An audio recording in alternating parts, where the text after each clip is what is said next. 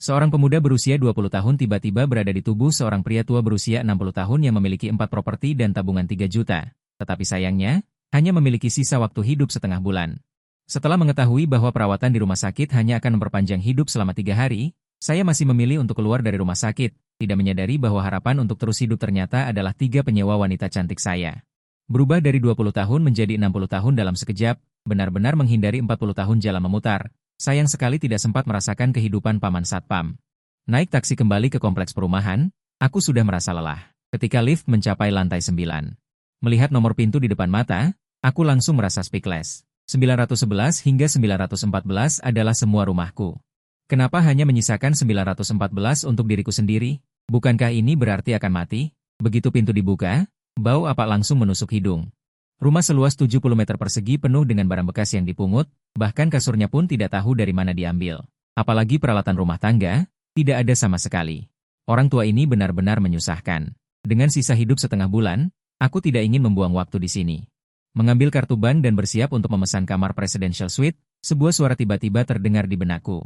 Sistem berhasil diaktifkan. Host, Wu Nai, usia 62 tahun, kondisi kesehatan. Sakit parah, hitungan mundur kematian 14 hari. Ingin membuat penyewa wanita terkejut sekali? Hadiah, usia mundur 2 bulan, hitungan mundur kematian juga bertambah 2 bulan. Hadiah kumulatif penuh 2 tahun akan memberikan hadiah super. Host, berusahalah untuk terus hidup. Mendengar ini, aku tertegun di tempat, lalu sangat gembira. Mendapatkan satu hadiah bisa membuat awet muda selama 2 bulan.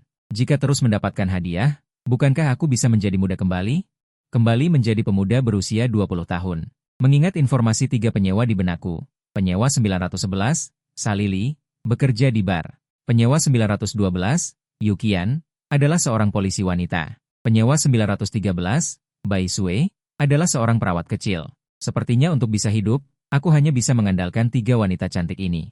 Saat ini, dering ponselku berbunyi. Melihat itu panggilan dari Yukian, aku segera menekan tombol jawab. Yukian, Paman, kami baru saja menerima laporan polisi. Pria yang menjual pisau dapur itu muncul lagi. Apakah kamu yang melaporkannya, Yukian? Selain aku, siapa lagi? Aku sudah memberitahukan nomor kamarmu padanya. Dia sudah mengetuk pintu dan masuk. Ding. Menerima kejutan dari Yukian, menambah 60 hari umur. Yukian terkekeh 2 kali. Benar saja, aku mendapatkan hadiah lagi. Yukian bahkan tidak sempat bertanya kepada Yukian mengapa memberitahukan nomor kamarnya kepada orang itu. Dia buru-buru berkata, Paman Wu, segera kunci pintu dari dalam. Kami sedang menuju ke sana. Yukian belum selesai berbicara, pintu kamar 912 terbuka lagi. Pria itu keluar dari dalam. Wu Nai, sialan, datang lagi. Yukian di sana bingung. Kakek Wu, apa yang kamu katakan? Wu Nai tiba. Orang itu keluar dari kamarmu dan sedang menunggu lift. Yukian menggertakkan gigi. Mereka akan tiba di kompleks dalam 5 menit. Kali ini, mereka mungkin akan lolos lagi. Kakek, tenanglah. Jika kita menangkapnya lagi dan mendapatkan 3 hadiah lagi, kita akan mendapatkan hadiah utama. Wu Nai tidak ingin melewatkan kesempatan ini. Wu Nai berkata ke telepon, aku akan mencari cara untuk menahannya. Tolong cepat datang. Tanpa menunggu jawaban Yukian, Wu Nai menutup telepon. Dia ingat dan menelepon Lau Liu yang baru saja turun. Lau Liu, mengapa kau meneleponku dari atas dan bawah? Wu Nai berbicara dengan singkat, orang tadi adalah pencuri. Dia mencuri beberapa ribu yuan dari rumah Xiao Yu. Cepat cari cara untuk menghentikannya. Lau Liu terkejut, apa katamu? Wu Nai, Xiao Yu adalah seorang polisi. Selama kau membantunya menangkap penjahat itu, pasti ada hadiahnya. Orang itu baru saja turun, jangan bicara omong kosong. Cepat cari cara untuk menghentikannya. Aku akan turun dulu. Wu Nai menutup telepon dan menghela napas. Lau Liu, masalah ini kau yang sebabkan, jadi kau harus bertahan sebentar. Lau Liu saat ini sedang mengobrol dengan beberapa orang tua. Dia memanggil beberapa temannya, cepat, cepat, cepat. Ikut aku menangkap pencuri. 4 orang tua yang usianya hampir 300 tahun berjalan terhuyung-huyung menuju pintu unit. Wu Nai juga menemukan senjata, tongkat keberanian kemarin. Dia segera naik lift lain ke bawah. Pelaut abadi akan melihat berbagi hari ini. Entah pria itu masuk penjara atau Lau Liu masuk rumah sakit. Ketika Wu Nai tiba di lantai dasar dengan lift, begitu pintu lift terbuka, dia mendengar suara makian di luar pintu unit. Wu Nai memimpin dengan tongkat keberanian dan bergegas keluar. Lau Liu sudah jatuh di taman bunga di samping. 3 orang tua lainnya sedang menarik-narik pakaian pria itu. Wu Nai dengan cepat bergegas dari belakang dan mengayunkan tongkat keberanian ke kepala pria itu. Terdengar suara tumpul. Pria itu terhuyung 2 langkah dan jatuh ke tanah. Wu Nai duduk di punggung pria itu. Dia pertama-tama mengeluarkan pisau panjang yang diselipkan di pinggang belakang pria itu dan melemparkannya ke samping. 3 orang tua lainnya melihat pisau itu. Mereka berdiri di sana dengan ketakutan. Wu Nai berteriak, "Sudah tua begini, masih takut?" Baru kemudian ketiga orang itu berani maju dan membantu Wu Nai menahan pria itu. Bip bip bip bip. Mobil polisi Yukian dan yang lainnya langsung melaju ke pintu unit. Yukian melihat Wu Nai duduk di atas pria itu. Diterima kejutan dari Yukian, menambah 60 hari umur. "Cepat, kendalikan tersangka." Para petugas polisi menyerbu. Benar-benar menekan pria itu dan memborgolnya, Wu Nai baru kemudian merasa lega. Pria itu diangkat, menatap tajam Wu Nai, "Orang tua, kamu berani menjebakku." Wu Nai mencibir, "Kenapa kamu bilang menjebak? Ini adalah cara yang adil." "Aduh, aduh," teriakan Lao Liu terdengar dari karpet. Saat ini, semua orang memperhatikan bahwa ada orang di dalam karpet. 2 petugas polisi menarik Lao Liu keluar dari karpet. Lao Liu memegangi pinggangnya, "Wu Nai sialan, kau orang tua, kau ingin membunuhku." Wu Nai menarik Lao Liu ke samping. Baru kemudian menyadari bahwa ada polisi di sekelilingnya. "Wu Nai, bisa menangkap orang ini?" Lao Liu memberikan kontribusi terbesar. "Yukian, kamu harus memujinya." Yukian segera maju. Dengan sangat formal berkata kepada Lao Liu, "Terima kasih banyak paman, kami akan meminta petunjuk dari biro untuk memberimu penghargaan." Lao Liu langsung merasa pinggangnya tidak sakit lagi, kakinya tidak sakit lagi, dan jalannya juga bersemangat. Tanpa diduga, apa yang dikatakan Lao benar, ada hadiah sungguhan. "Saya ingin bertanya, berapa banyak uang yang bisa saya dapatkan sebagai hadiah?" Berapa banyak uang yang diberikan sebagai hadiah bukanlah keputusan Yukian. "Para paman, jangan khawatir, perbuatan heroik Anda pasti akan mendapatkan hadiah dan pujian dari biro." Setelah berbicara, para petugas polisi menggiring pria itu ke dalam mobil polisi. Setelah diidentifikasi dan diinterogasi, pria itu memang pembunuh pacar Yukian. Alasan mengapa pria itu memasuki kamar Yukian sebenarnya adalah untuk melihat apakah ada bukti tentang dirinya. Akibatnya, dia tidak menemukan bukti apapun, tetapi malah ditahan oleh beberapa orang tua. Malam itu, Yukian membeli banyak bir, mengurung diri di kamar dan mabuk berat. Bahkan ketika Wu Nai pergi mengetuk pintu, Yukian tidak membukanya. Bai Sue khawatir. "Paman Wu, menurutmu apakah Sister Yu akan baik-baik saja?" Wu Nai mengangkat bahu, kebencian yang telah lama dipendam di hatinya akhirnya terlepaskan. "Biarkan dia bersantai." Bai Sue cemberut. Wu Nai bertanya kepada Bai Sue, "Bagaimana kabarmu akhir-akhir ini?" Di antara ketiga wanita itu, Bai Sue adalah yang paling emosional. Jadi mendapatkan hadiah darinya adalah yang termudah. Wajah Bai Sue sedikit memerah. Dengan ekspresi malu, "Kamu sedang jatuh cinta, ya?" Bai Sue buru-buru menyangkal. "Tidak, tidak. Hanya saja ada seorang dokter di rumah sakit yang mengejarku, aku belum setuju." "Wu Nai, kamu juga menyukainya?" Bai Sue tersipu. "Aku belum ingin pacaran." Ada satu kalimat yang belum diucapkan Bai Sue dalam hatinya, yaitu Wu Nai tidak ingin pacaran sebelum pergi. Wu Nai memutuskan, 2 kejutan terakhir akan dimulai dari mengejar Bai Sue. "Besok aku akan pergi ke rumah sakit untuk melihat seperti apa orang yang mengejarmu." Ding menerima kejutan dari Bai Sue, menambah 60 hari umur. Wu Nai sangat mudah. Bai Sue benar-benar bintang keberuntungannya. "Bai Sue, kakek, aku belum menyetujuinya." Wu Nai sudah memutuskan, menepuk telapak tangan Bai Sue dengan tenang. "Kakek adalah orang yang berpengalaman, akan memberikanmu penilaian, tidak masalah." Hari berikutnya, Wu Nai mengikuti Bai Sue ke rumah sakit, agar terlihat lebih alami. Dengan sengaja mengambil nomor untuk pemeriksaan seluruh tubuh, mengikuti Bai Sue keluar pintu dokter. Bai Sue berkata dengan pelan, "Dokter di dalam itu." "Kakek, aku tidak akan masuk, pergilah." Wu Nai melihat pintu ruang pemeriksaan dan merasa sedikit familiar. Dia membuka pintu dan benar saja melihat dokter yang duduk di dalam. Justru dokter yang memberinya surat diagnosis saat dia melakukan perjalanan waktu. Dokter juga mengenali Wu Nai dan berdiri di dalam hatinya. "Kakek, kenapa kamu? Setelah sekian lama, seharusnya kamu sudah." Wu Nai duduk di kursi. "Seharusnya sudah mati, kan?" Dokter duduk di kursi. "Kakek, aku tidak bermaksud seperti itu. Hanya saja, bagaimana kondisimu bisa keluar rumah?" Wu Nai melirik dokter dengan kesal. Sejak mengenali lawannya, Wu Nai sangat tidak menyukai hubungan Bai Sue ini. Karena dia ingat, ketika melakukan perjalanan waktu, dia melihat dokter pria ini. Dan perawat wanita lainnya saling menggoda. Tipikal playboy. Mengandalkan identitasnya sebagai dokter untuk menipu perawat kecil yang baru masuk. Wu Nai melihat lencana dada dokter. Cao Jun bertanya, "Kakek, apakah Anda ingin melakukan pemeriksaan?" Wu Nai berdiri. Awalnya ingin melakukannya, tapi sekarang tidak perlu.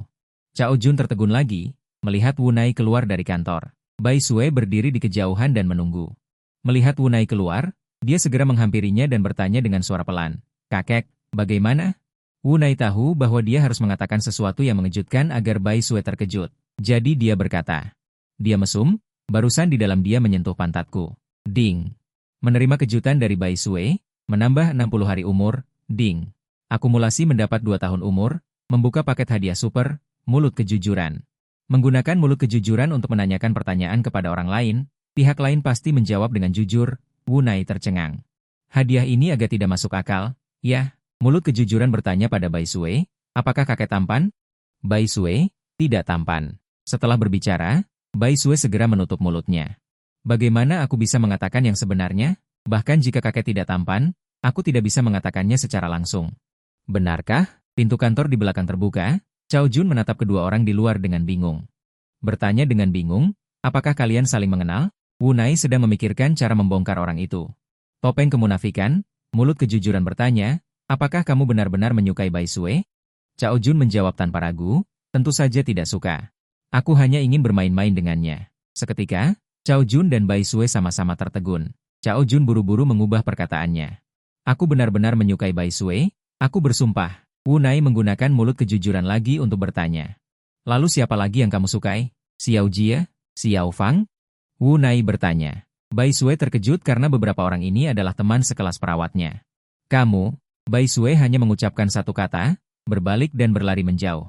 Cao Jun ingin mengejar, tetapi dihalangi oleh Wu Nai, jauhi Bai Sue mulai sekarang. Jika tidak, aku tidak keberatan membuatmu malu sampai ke rumah nenek. Cao Jun benar-benar takut pada Wu Nai. Mengapa setiap kali orang itu bertanya padanya, dia tanpa sadar mengatakan jawaban sebenarnya di hatinya? Sebenarnya kamu ini siapa? Wu Nai, aku adalah utusan keadilan. Penjelmaan cahaya, dewa pelindung Bai Sue. Cao Jun. Melihat punggung Wu Nai yang gagah, tetapi tidak berani mengejar lagi. Menemukan Bai Sue di depan rumah sakit. Bai Sue yang matanya merah, Wu Nai menghibur, jangan sedih. Tidak pantas untuk orang seperti ini. Bai Sue mengangguk dengan mata merah, untungnya, dia tidak mempercayai orang itu dengan mudah. Dan membiarkan kakek Wu membantunya melihatnya. Kakek, aku antar kamu pulang. Wu Nai melambaikan tangannya. Kamu bekerja dengan baik saja. Cuaca cerah, angin sepau-sepau. Dia mendapatkan kemampuan baru dan berjalan-jalan, meninggalkan rumah sakit sendirian. Kemana harus pergi menjadi masalah lagi. Berpikir bahwa ada mobil baru di rumah yang tidak bisa dikendarai. Wu Nai memutuskan untuk mendapatkan SIM terlebih dahulu. Ikuti tes SIM, melambai taksi, dan pengemudi bertanya. Kemana? Wu Nai memilih tempat mengemudi secara acak, dan pengemudi terkejut. Pak tua, di usia Anda masih ingin mengikuti tes SIM. Saya kebetulan tahu satu tempat. Murah dan cepat untuk mendapatkan sertifikat. Wu Nai bertanya dengan mulut jujur. Apakah itu benar-benar bagus? Pengemudi menyalakan mobil. Tidak baik, tetapi, saya akan menarik satu orang untuk pergi. Saya bisa mendapatkan komisi 500 yuan. Setelah berbicara, taksi menjadi sunyi. Begitu sunyi sehingga Anda bisa mendengar jarum jatuh. Pengemudi bahkan meragukan apakah dia mengucapkan kata-kata tadi. Wu Nai menghela nafas, pengemudi berkata dengan malu. Bagaimana kalau kita ganti pengemudi? Harga mengemudi pada dasarnya sama. Kemampuan untuk mendapatkan komisi adalah kemampuan orang lain. Komisi 5,5 poin. Saya akan pergi ke tempat yang Anda katakan. Pengemudi tidak bertele-tele dan berkata sambil tersenyum. Oke, kalau begitu saya beri Anda 300 dan saya simpan 200. Taksi melaju ke tempat mengemudi. Karena pengemudi mengenal orang, itu menjadi jauh lebih lancar. Di sini setelah pembayaran selesai. Di sana pengemudi menerima komisi, dan kemudian keduanya membagi jarahan di luar pintu, paman pengemudi. Bagaimanapun, Anda tidak dapat mengikuti tes hari ini, saya akan mengantar Anda kembali secara gratis, keterampilan yang baru diperoleh. Dua wanita lainnya masih belum tahu, kebetulan saya dapat menggunakan keterampilan untuk mendapatkan hadiah dari mereka. Yu Qian pasti tidak bisa pergi ke kantor polisi sekarang. Wu Nai berkata, pergi ke departemen penjualan di persimpangan Ping An Road. Turun dari mobil dan berjalan ke departemen penjualan, dia melihat sekelompok orang berkumpul bersama. Wu Nai melihat sekeliling. Tidak menemukan Salili, jadi dia berjalan ke kerumunan. Apakah Anda salah atau tidak? Seorang wanita datang dari kerumunan, menanyai dengan arogan, dan kemudian suara Salili terdengar. Saya tidak salah, Wu Nai melihat Salili melalui kerumunan. Berperang melawan supervisor hari itu, ayo, orang ini belum dipecat. Supervisor wanita menunjuk Salili. Jika Anda tidak mengakui kesalahan Anda, bonus dan komisi bulan ini akan dikurangi sepenuhnya. Seorang tenaga penjualan membujuk Salili dengan suara rendah, Anda akui saja kesalahan Anda, itu tidak akan menghilangkan sepotong daging. Salili menggelengkan kepalanya dengan tegas. Bukan salahku, kenapa aku harus mengakuinya? Dia hanya membalas dendam. Sang supervisor wanita menggertakkan gigi. Baik. Bonus dan komisi bulan ini hangus semua. Salili tidak peduli. Omonganmu tidak ada artinya. Ingin memotong gajiku? Biarkan manajer memerintahkannya. Supervisor wanita itu tertawa. Manajer departemen penjualan itu teman sekampungnya. Cukup dia bicara, manajer pasti akan memotong gaji karyawannya. Benar, dia sedang membalas dendam. Mobil yang sudah di tangan hilang. Dia dihukum lagi di markas pusat. Dia akan membalas semuanya pada Syarili. Oke. Kau mau mendengar perintah manajer? Ya, baiklah, akan ku cari dia sekarang dan suruh bicara padamu. Salili mendengus. Apa aku membuatmu takut? Supervisor wanita itu bergegas menuju kantor. Para sales wanita lainnya kembali membujuk Sally. Mengapa repot-repot? Dia dan manajer sudah dekat. Kau tidak akan bisa mengalahkannya. Bagaimanapun caranya, kita harus mendapatkan gaji bulan ini, Salili. Lebih baik aku berhenti saja daripada menanggung amarahnya. Tiba-tiba Sally melihat. Berdiri di belakang kerumunan terasa begitu menyesakan. Paman Wu, kenapa paman datang? Ia tertawa getir. Awalnya aku hanya ingin jalan-jalan, tapi malah melihatmu berdebat dengan supervisor. Salili pun ikut tertawa. Berjalan mendekat dan memeluk lengannya dengan pasrah. Itu karena dia terlalu dimanjakan. Pasrah.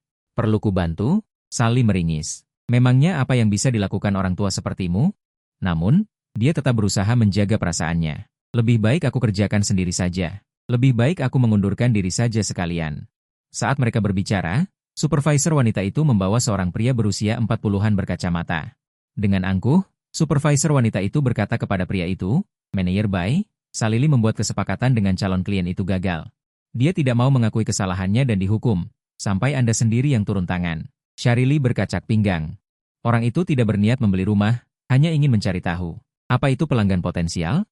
Kau hanya membalas dendam. Manajer Bai, kupon undian. Itu yang dia berikan kepada supervisor wanita. Secara kebetulan diambil oleh orang yang dibawa Salili. Dia juga tahu itu. Jadi, kesannya terhadap Salili juga tidak baik. Bagaimana kamu berbicara dengan atasanmu? Itu semua karena sikapmu. Aku punya alasan untuk memotong gajimu. Salili menyadari bahwa mereka melawannya 2 lawan 1. Dia sama sekali tidak bisa membantah. Dan dalam kemarahan, dia ingin mengatakan bahwa dia tidak akan melakukannya lagi. Dan baru saja akan membuka mulutnya. Dihentikan oleh Wunai di sampingnya.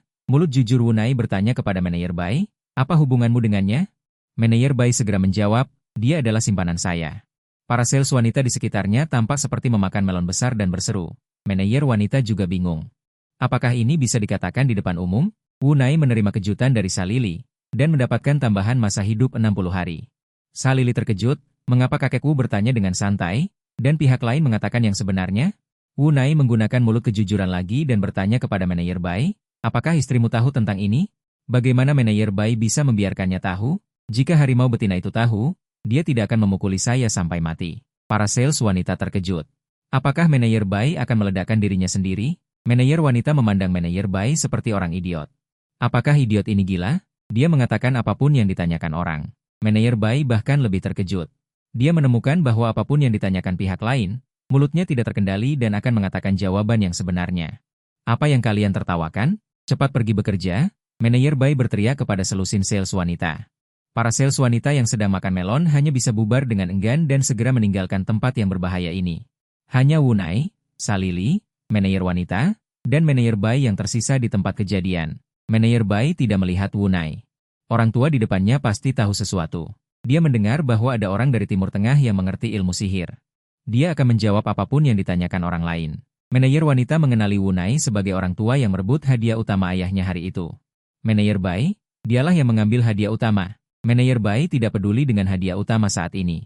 Akan celaka jika dia benar-benar terkena sihir, hidupnya ada di tangan orang lain, dan dia mengubah kata-katanya 180 derajat. Dengan senyum di wajahnya, kakek, mari kita bicarakan apa yang ingin kita katakan di kantor. Wunai, lalu bagaimana dengan denda Lili kami? Melihat ekspresi percaya diri Wunai, manajer Bai semakin yakin bahwa pihak lain adalah ahli. Denda apa? Salili tidak melakukan kesalahan. Siapa yang berani mendendanya? Manajer wanita, mengapa orang tua ini selalu begitu sial ketika dia muncul? Dia tidak bisa mengatakan apapun sekarang melihat sikap hormat manajer Bai. Dia hanya bisa menundukkan kepalanya dan merajuk. Salili sangat mengagumi Wunai, dia benar-benar membalikkan keadaan.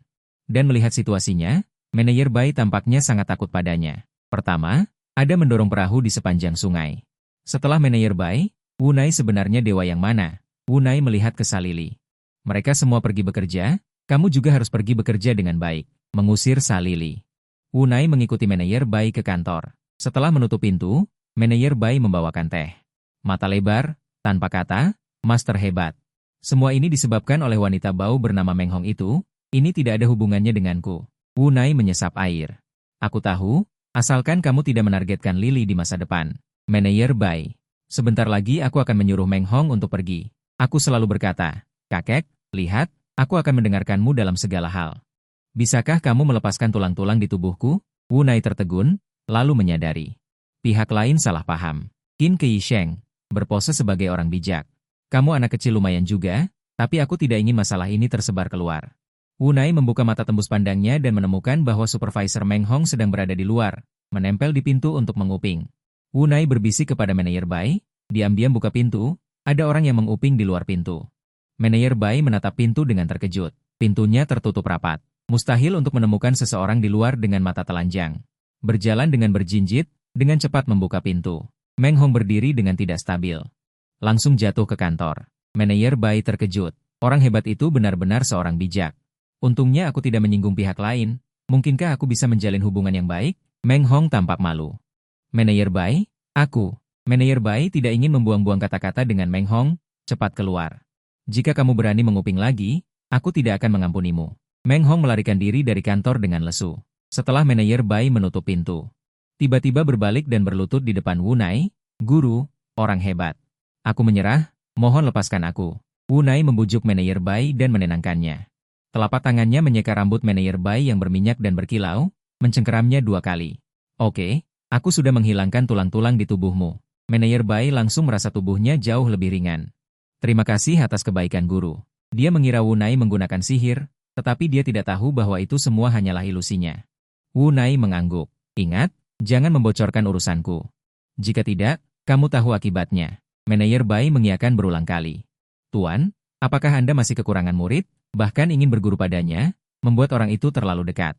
Bukankah semuanya akan ketahuan? Wunai berpura-pura meninggikan suara dan menggelengkan kepala. Tidak bisa. Posturmu terlalu biasa. Lupakan saja. Ekspresi manajer Bai terlihat buruk. Seolah melewatkan kesempatan emas. Wunai melanjutkan, selama kamu memperlakukan Salili dengan lebih baik. Di masa depan, masih ada kesempatan. Manajer Bai menyala kembali harapannya. Jangan khawatir, Tuan. Di masa depan, aku akan memperlakukan Salili seperti adik perempuanku sendiri. Aku jamin tidak akan memperlakukannya dengan buruk. Wunai mengangguk puas.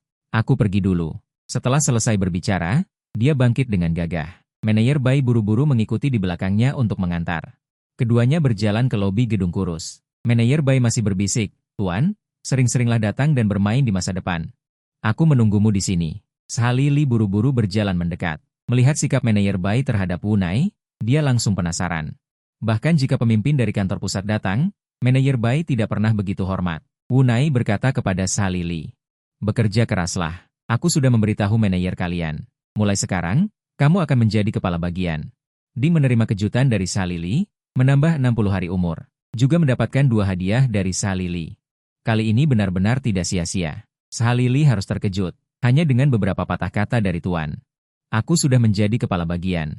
Manajer Bai membantu dari samping, Tuan benar. Lili, mulai sekarang kamu adalah kepala bagian.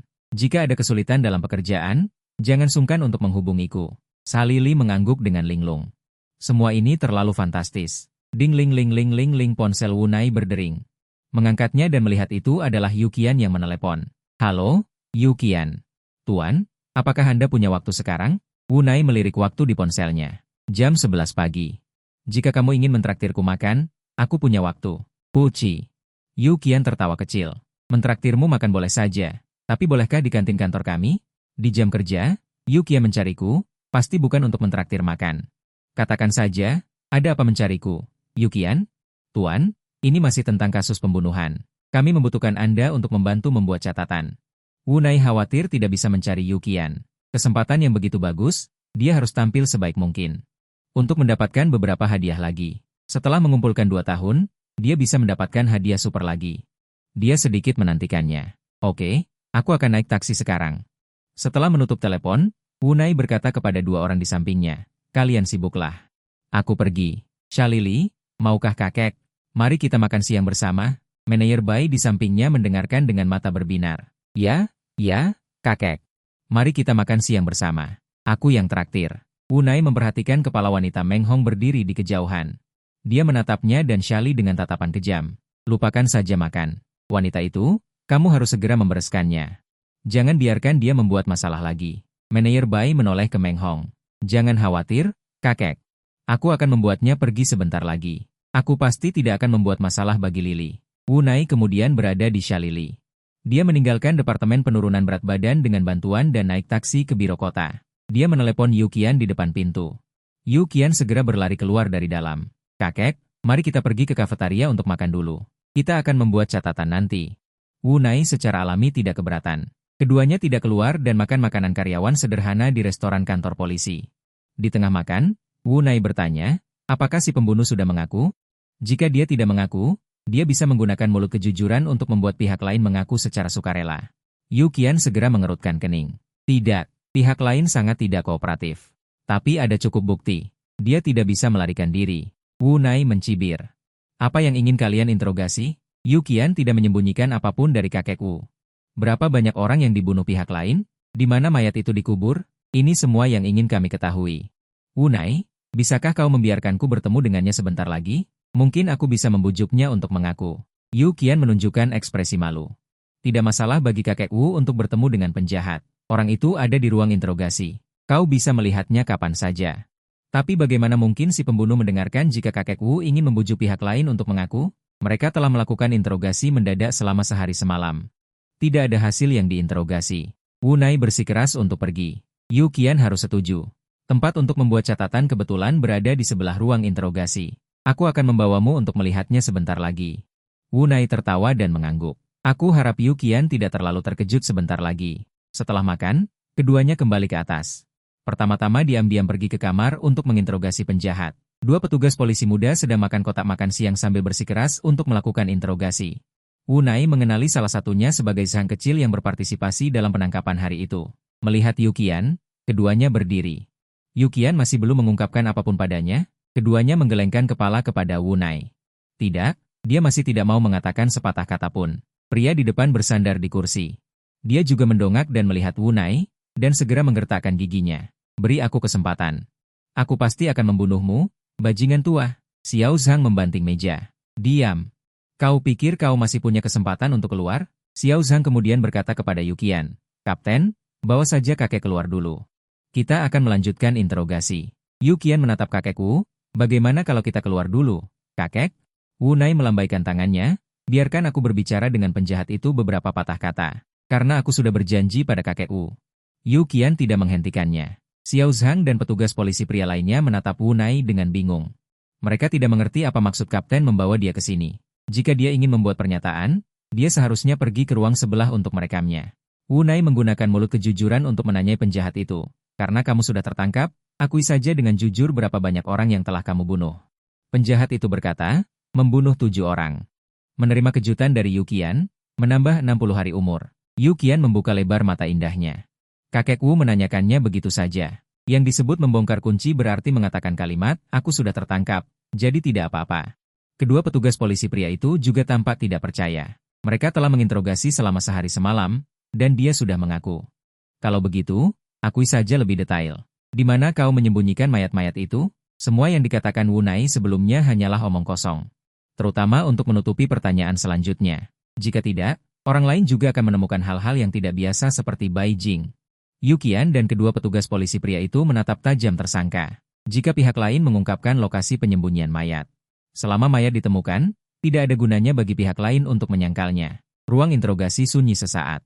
Kemudian, di bawah tatapan Bai Sui dan kedua petugas polisi pria itu, penjahat itu mulai mengakui lokasi penyembunyian mayat satu persatu. Yu Qian buru-buru berkata, Xiao Zhang, cepat catat semua lokasinya. Xiao Zhang buru-buru mengambil kertas dan pena di atas meja. Mulai mencatat, bersamaan dengan informasi alamat yang keluar dari mulut penjahat. Yu Qian dan ketiganya memastikan bahwa pihak lain tidak mengarang cerita. Wunai diam-diam menunggu di samping. Hanya itu yang bisa dia lakukan. Akhirnya, penjahat itu mengungkapkan semua 7 alamat. Yu Qian buru-buru berkata, cepat, bawa orang ke lokasi kejadian untuk memverifikasi situasinya. Xiao Zhang dan anggota tim lainnya bergegas keluar dari ruang interogasi dengan membawa catatan. Penjahat yang telah mengakui semua informasi itu tercengang saat ini. Apakah dia kerasukan? Kenapa orang tua itu bertanya apapun? Dia menjawabnya. Berteriak ke arah Wunai, orang tua, apa yang kau lakukan padaku? Percaya atau tidak, aku akan membunuhmu. Yu Qian segera memperingatkan, tenang, kau akan mati, berani sekali kau begitu sombong. Penjahat itu berteriak kepada Yu Qian, apa aku takut mati? Yu Qian mengerutkan kening. Sikap keras kepala pihak lain sangat berbeda dari saat dia mengaku tadi. Ada apa ini? Melihat kakek Wu yang tampak tidak peduli, mungkinkah masalah ini ada hubungannya dengan kakek Wu? Wunai menyentuh hidungnya. Ada apa menatapku seperti itu? Yu Qian menggelengkan kepalanya. Sepertinya itu tidak ada hubungannya dengan kakek Wu. Pihak lain hanya linglung sesaat tadi, dan secara kebetulan mengucapkan rahasia yang tersembunyi di dalam hatinya. Tidak apa-apa, kakek, mari kita keluar dulu. Memanggil petugas polisi lain untuk membawa penjahat ke ruang interogasi. Yu Qian membawa Wunai ke ruangan lain untuk membuat catatan. Penyebab dan akibatnya sangat jelas, dan pembuatan catatan berjalan lancar. Tidak sampai setengah jam, mereka berdua selesai. Yu Qian berkata, kakek, aku masih sibuk. Aku akan meminta seseorang untuk mengantarmu pulang. Penjahat itu mengaku 7 lokasi penyembunyian mayat. Tidak hanya Yu Qian yang sibuk, seluruh kantor polisi mungkin harus lembur hari ini. Bagaimana mungkin Wunai merasa enak hati? Biarkan orang lain mengantarku lagi, kalian sibuklah, aku akan pulang sendiri. Yu Qian terharu dalam hati, mengetahui bahwa kakek Wu tidak ingin merepotkan mereka. Kakek, terima kasih. Nanti ku belikan makanan enak untukmu. Wunai, dia memperlakukannya seperti anak kecil. Sendirian naik taksi pulang, lalu dia tidur siang. Hari ini dia tidak hanya mendapatkan hadiah super. Dia juga menambah setengah tahun umur, sungguh menyenangkan. Tertidur lelap sampai jam 6 sore. Salili menggedor pintu dengan keras. Kakek, apakah kau di rumah? Wunai duduk. Jantung yang berdebar-debar dan ketukan pintu yang tergesa-gesa hampir membuatnya pergi. Tubuh ini tidak tahan kaget. Membuka pintu, Salili berdiri di luar. Membawa 2 kotak makanan, dengan seringai licik masuk ke dalam rumah. Kakek, hari ini aku membelikanmu kucai. Terima kasih telah membantuku menjadi manajer. Wunai memutar mata. Kau hampir saja bisa makan perjamuan. Masih membungkus kucai apa? Salili tidak mengerti maksud perkataan itu, dan bertanya. Perjamuan apa? Rumah siapa yang mengadakan pesta pernikahan? Wunai menghela napas. Juga menaklukkan Salili yang tidak berperasaan. Masuk ke dalam rumah dan membuka kotak bungkusan. Sepiring pangsit. Sepiring daging sapi. Sepertinya Salili juga mengeluarkan modal untuk berterima kasih padanya.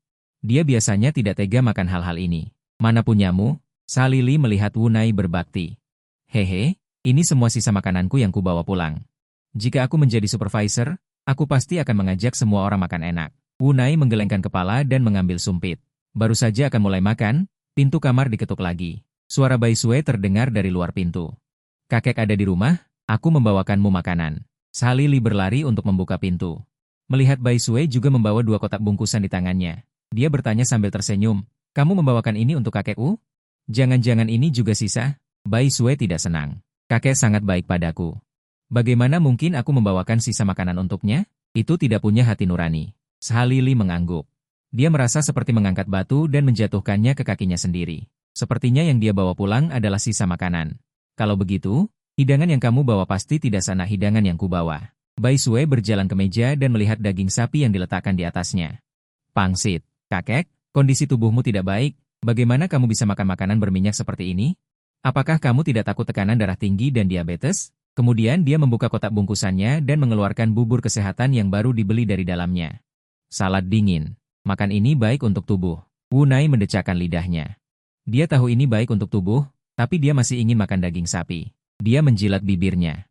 Jika tidak ada apa-apa, kalian semua bisa kembali dulu. Aku bisa makan sendiri.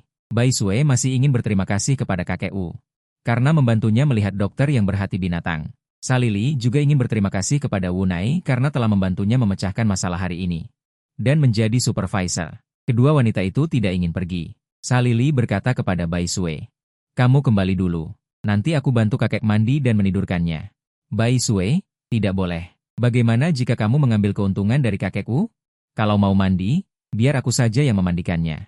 Wunai duduk di bangku dengan ekspresi aneh. Dia benar-benar ingin bertanya kepada kedua wanita itu apakah yang mereka katakan itu benar.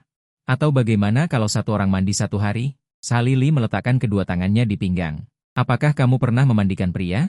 Apakah kamu pernah melihat seperti apa tubuh pria? Ini bisa dipasang pada profesi Bai Sue. Sebagai seorang perawat. Apa yang belum pernah dia lihat? Tubuh pria yang pernah kulihat lebih banyak daripada orang yang pernah kamu lihat. Shalili menolak menyerah dan berkata, tubuh pria yang pernah kusentuh lebih banyak daripada orang yang pernah kau lihat. Wu Nai tidak tahan lagi dan membanting meja dengan keras. Siapa sebenarnya yang akan memandikanku?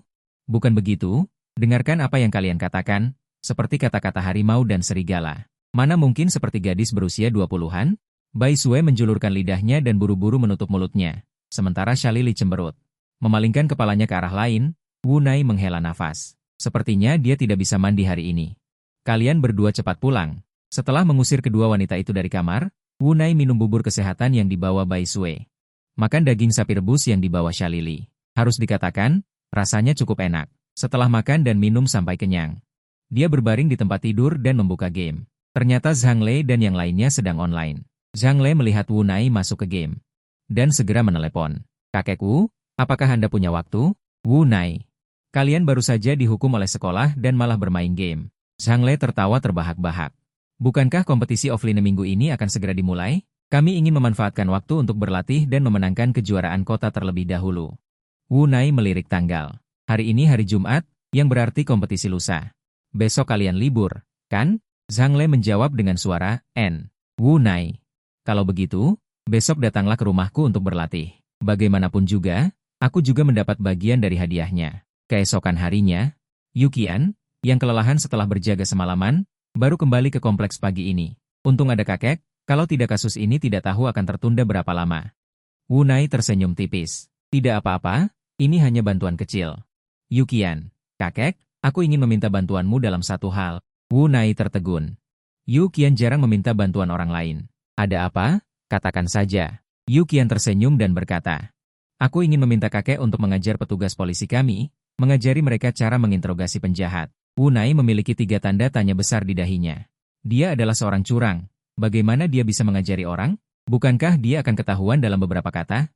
Setelah berdehem, saya pikir sebaiknya lupakan saja soal mengajar. Saya hanya menggunakan ketulusan untuk ditukar dengan ketulusan. Jika Anda membutuhkan bantuan di masa depan, saya bisa membantu. Kalau begitu, kakek, jika saya meminta Anda untuk turun tangan di masa depan, Anda harus membantu, ya? Wu Nai setuju sepenuhnya. Tidak masalah. Selama mulut orang itu pandai berbicara, saya pasti akan membantu Anda mendapatkan hasilnya. Yukian berterima kasih sekali lagi. Lalu dia kembali ke kamarnya untuk beristirahat. Belum setengah jam, sekelompok anak muda berlarian mendatanginya. Semua orang bermata panda, jelas tidak cukup tidur semalam, kakekku. 5 orang menyapa satu persatu. Wu Nai bergumam, melihat penampilan lesu ke 5 orang itu. Dia tahu mereka pasti belum sarapan, mengeluarkan 100 yuan dari sakunya. Siapa itu? Pergi belikan sarapan. Kelima orang itu saling memandang, siapa itu siapa? Akhirnya, yang paling rajin mengambil 100 yuan itu. Terima kasih, kakekku. Biar aku yang beli. Alasan Wu Nai mengatakan, siapa itu, adalah agar siapa yang rajin, dia yang pergi. 4 orang yang tersisa memasuki ruangan. Kedatangan kedua kalinya jelas tidak memiliki rasa terikat seperti sebelumnya. Beberapa orang mengobrol singkat, dan Tahu Daksi dengan cepat kembali membawa 2 kantong besar berisi bakpao. Wu Nai, berapa banyak yang kamu beli? Tahu Daksi mengguncang bakpao di tangannya. 100 buah, kakekku, bakpao di sini sangat murah, 1 yuan per buah. Wu Nai menyerah. Siapa yang bisa makan 100 bakpao? Setengah jam kemudian, adegan mengejutkan terjadi. 5 anak laki-laki makan 98 buah, dia sendiri hanya makan 2. Wu Nai, apakah kalian tidak makan selama beberapa hari?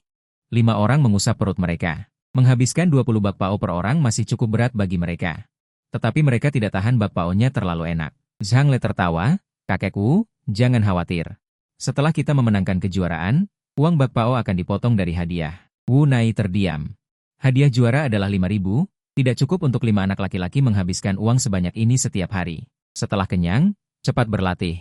Wu Nai berdiri di belakang mereka, mengajar langsung. Tanpa terasa, hari sudah siang. Wu Nai mendengar suara gemuruh dari perut, bukan hanya 1 orang. Tetapi perut ke-5 orang itu berbunyi. Wu Nai tidak berdaya. Dia tidak ingat dirinya bisa makan sebanyak ini sebelum melakukan perjalanan waktu. Ke-5 orang itu menahan lapar, tidak ada yang bersuara. Tetapi dari gerakan mereka menelan ludah, bisa ditebak. Mereka semua sangat lapar. Wu Nai mengeluarkan 100 yuan lagi dari sakunya. Siapa itu? Pergi beli 100 bakpao lagi. Zhang Le menelan ludah, Kak, kami tidak lapar. Yang lain juga malu untuk mengangguk. Wu Nai melemparkan 100 yuan kepada Zhang Le, masih tidak lapar? Aku khawatir kalian akan memakanku. Beberapa orang dengan malu menggaruk kepala mereka, lalu Zhang Lei mengambil uang itu dan pergi membeli bakpao.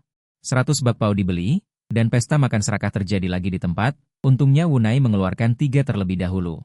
Kalau tidak, dia mungkin tidak akan mendapatkan satu pun. Zhang Lei memasukkan bakpao ke dalam mulutnya sambil berkata kepada kakek Wu dengan tidak jelas. Besok ikut kami, ya, pertandingan ada di stadion, dan juara abad ini akan ditentukan pada hari itu. Wunai berpikir sejenak bahwa dia benar-benar tidak ada urusan besok, dan dia tidak bisa membuat ketiga wanita itu terkejut setiap hari, dan dia harus membiarkan mereka tenang selama 2 hari. Terkejut setiap hari, jangan sampai kebal setelah beberapa waktu, tidak peduli apa yang dia lakukan, dia menang. Tidak bisa mengejutkan mereka, akan buruk jika terkejut. Oke, aku akan pergi ke tempat kejadian besok. Kelima orang itu bersorak sambil memegang bakpao. Dengan adanya kakek di sana, mereka menjadi lebih stabil. Berlatih sampai waktu pulang kerja sore, Wunai tidak ingin ketiga wanita itu tahu sebelumnya tentang dia melatih tim. Kemudian dia bergegas menyuruh beberapa orang pergi, dan juga menghemat uang makan malam. Pada malam hari, Salili pulang kerja. Sambil membawa keranjang mandi ke kamar Wunai, Wunai melihat keranjang mandi dan teringat bahwa Salili mengatakan tadi malam bahwa dia akan memandikannya. Apakah ini akan ditepati? Diam, tenang, harus tenang. Sama sekali tidak boleh membiarkan pihak lain melihat bahwa dia sangat menantikannya. Alih-alih bertanya dengan serius, Lili, apa yang akan kamu lakukan? Salili menganggapnya begitu saja, tentu saja mandi. Napas Wunai semakin berat. Tentu saja, waktunya terlalu dini. Bagaimana jika Yukian dan Bai Sui datang sebentar lagi? Salili masuk ke kamar mandi dan berkata melalui pintu. Shower di kamarku rusak, aku akan mandi di sini. Biarkan saja mereka datang, apakah kamu takut dilihat oleh mereka? Wunai berdiri di luar pintu. Kamu mandi sendiri. Suara air terdengar dari kamar mandi, Salili tidak mendengar apa yang dikatakan Wunai terakhir. Dia mandi selama hampir 1 jam sebelum keluar dari kamar mandi dengan rambut basah, hanya mengenakan gaun tidur tipis. Sosoknya yang membanggakan tanpa samar-samar. Sambil mengeringkan rambutnya, Salili berkata, Kakek, pemanas airku rusak. Tolong cari seseorang untuk memperbaikinya besok. Sebagai pemilik rumah, dia tentu saja bertanggung jawab jika pemanas air rusak. Oke, aku tahu. Tinggalkan kuncimu. Kebetulan aku akan mengganti kunci sidik jari untuk kalian besok.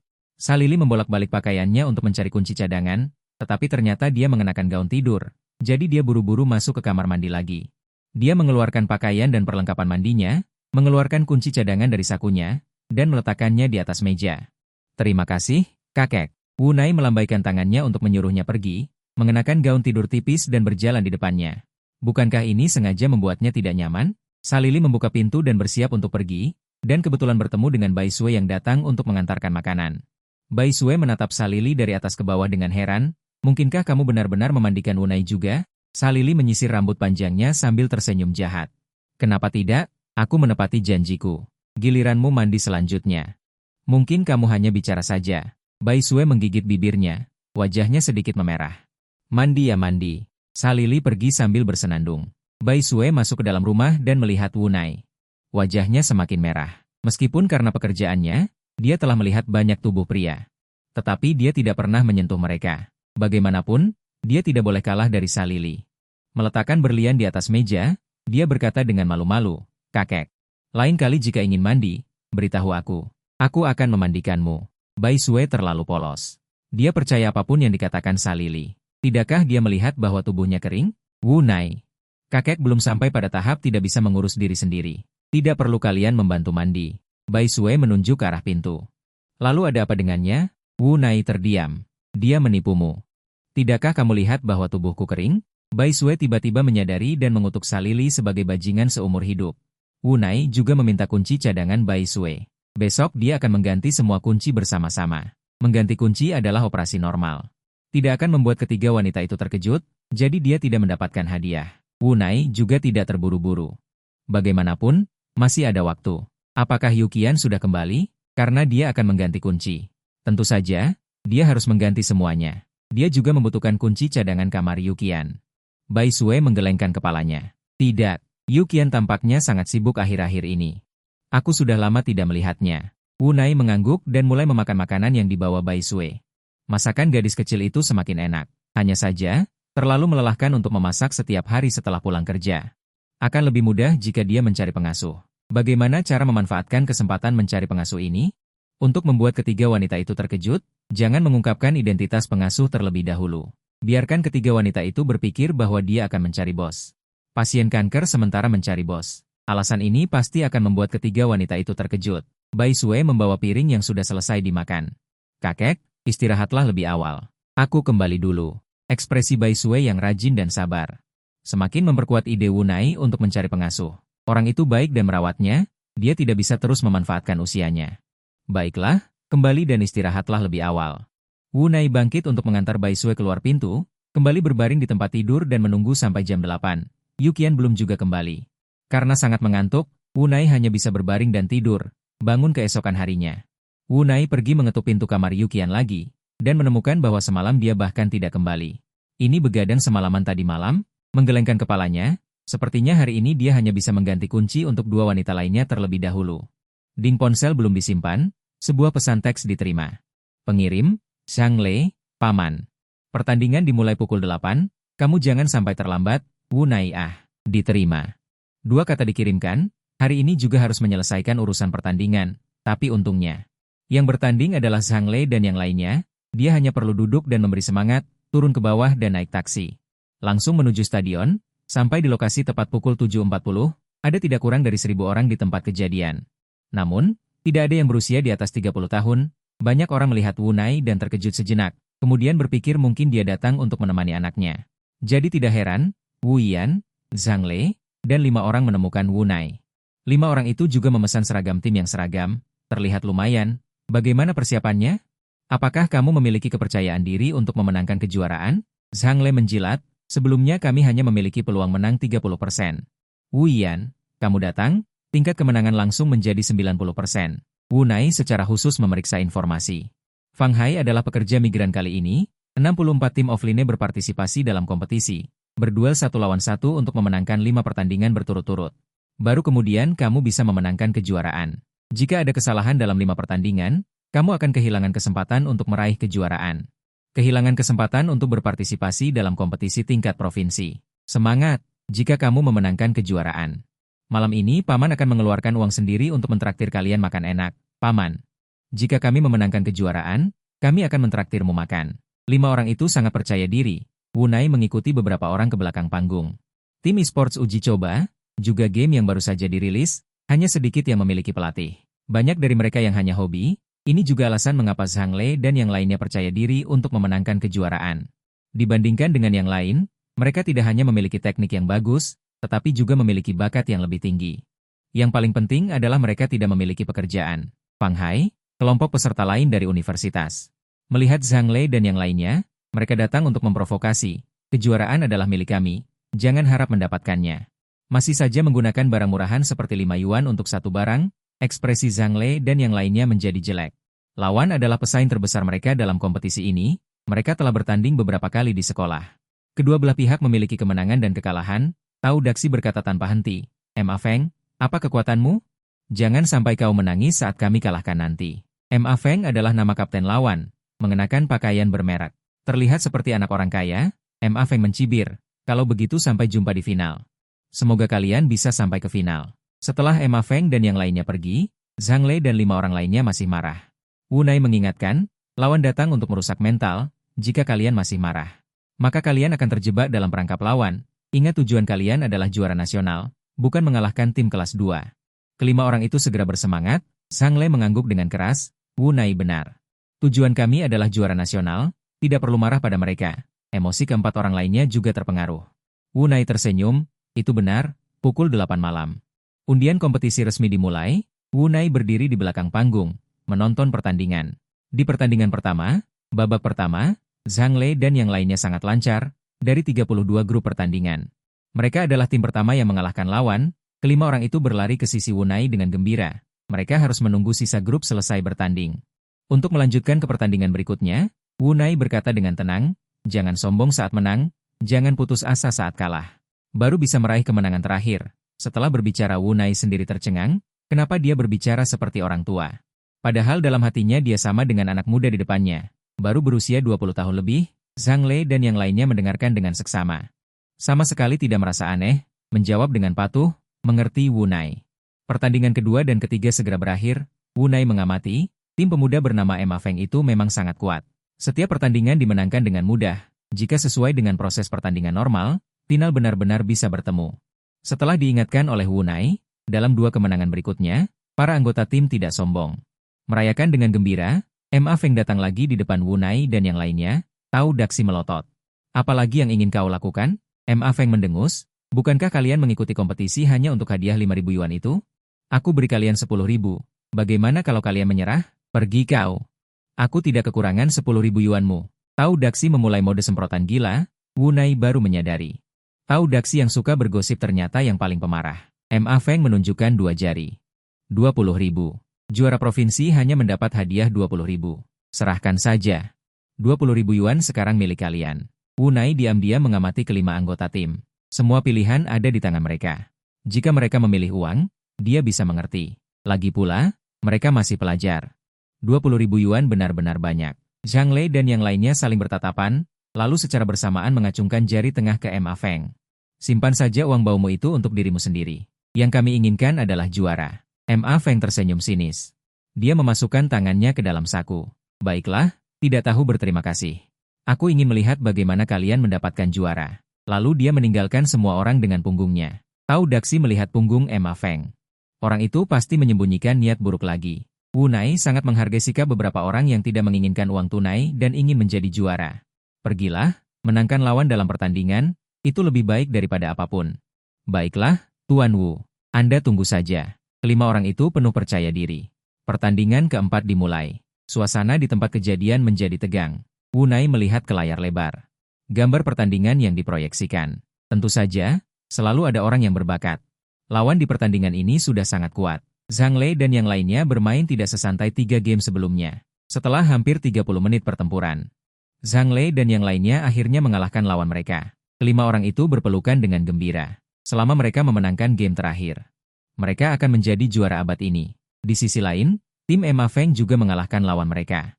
Lolos ke final. Ma Feng melirik Zhang Lei dan yang lainnya yang sedang merayakan dari kejauhan. Dia mendengus pelan. Senanglah, pada akhirnya, mereka hanya menjadi batu loncatan untuk mereka. Karena memasuki final, pembawa acara naik ke atas panggung untuk memberikan penjelasan pemanasan. Silakan kedua tim beristirahat sejenak. Final akan diadakan pada pukul 2 siang. Wu Nai melirik waktu. Tanpa sadar, sudah pukul 11. Anggota tim, ayo pergi. Aku akan mentraktir kalian makan siang. Keempat orang itu bersorak dan merayakan. Hanya satu orang yang berkata dengan sedikit malu. Aku tidak ikut. Ibuku akan mengajakku makan siang. Aku tidak bisa makan dengan kalian. Dia menepuk bahu orang itu. Gouzi, jangan makan terlalu kenyang siang ini. Gouzi berjanji. Tenang saja, aku akan makan di dekat sini. Lalu Wu Nai membawa sisa 4 orang itu. Mencari restoran prasmanan di dekatnya, atau beberapa orang pasti bisa makan sampai kenyang dan menghemat masalah memesan. Saat makan, beberapa orang juga tampak sangat bersemangat, lagi pula mereka akan segera menjadi juara abad ini. Upaya yang mereka lakukan akhirnya membuahkan hasil. Wu Nai tidak bisa menandingi nafsu makan anak-anak muda ini, dia merasa kenyang setelah makan 2 suap. Bahkan sedikit ingin ke toilet, Wu Nai menghela napas, benar-benar orang tua pantatnya kendur. Tidak ada yang beres, setelah makan, semua orang kembali ke stadion. Karena masih ada waktu, mereka berlatih lagi sebentar sampai pukul 1:30. Gouzi yang bilang mau makan dengan orang tuanya baru kembali ke tempat acara, kata Tao Daxi. Kupikir kau tidak akan sempat kembali. Gouzi hanya tertawa 2 kali lalu bermain bersama anggota tim lainnya. Pukul 1:58, pembawa acara kembali naik panggung, membuat semua orang menunggu lama. Pertandingan final King of Glory yang dinanti-nantikan akan segera dimulai, kedua tim berasal dari Universitas Fanghai kita.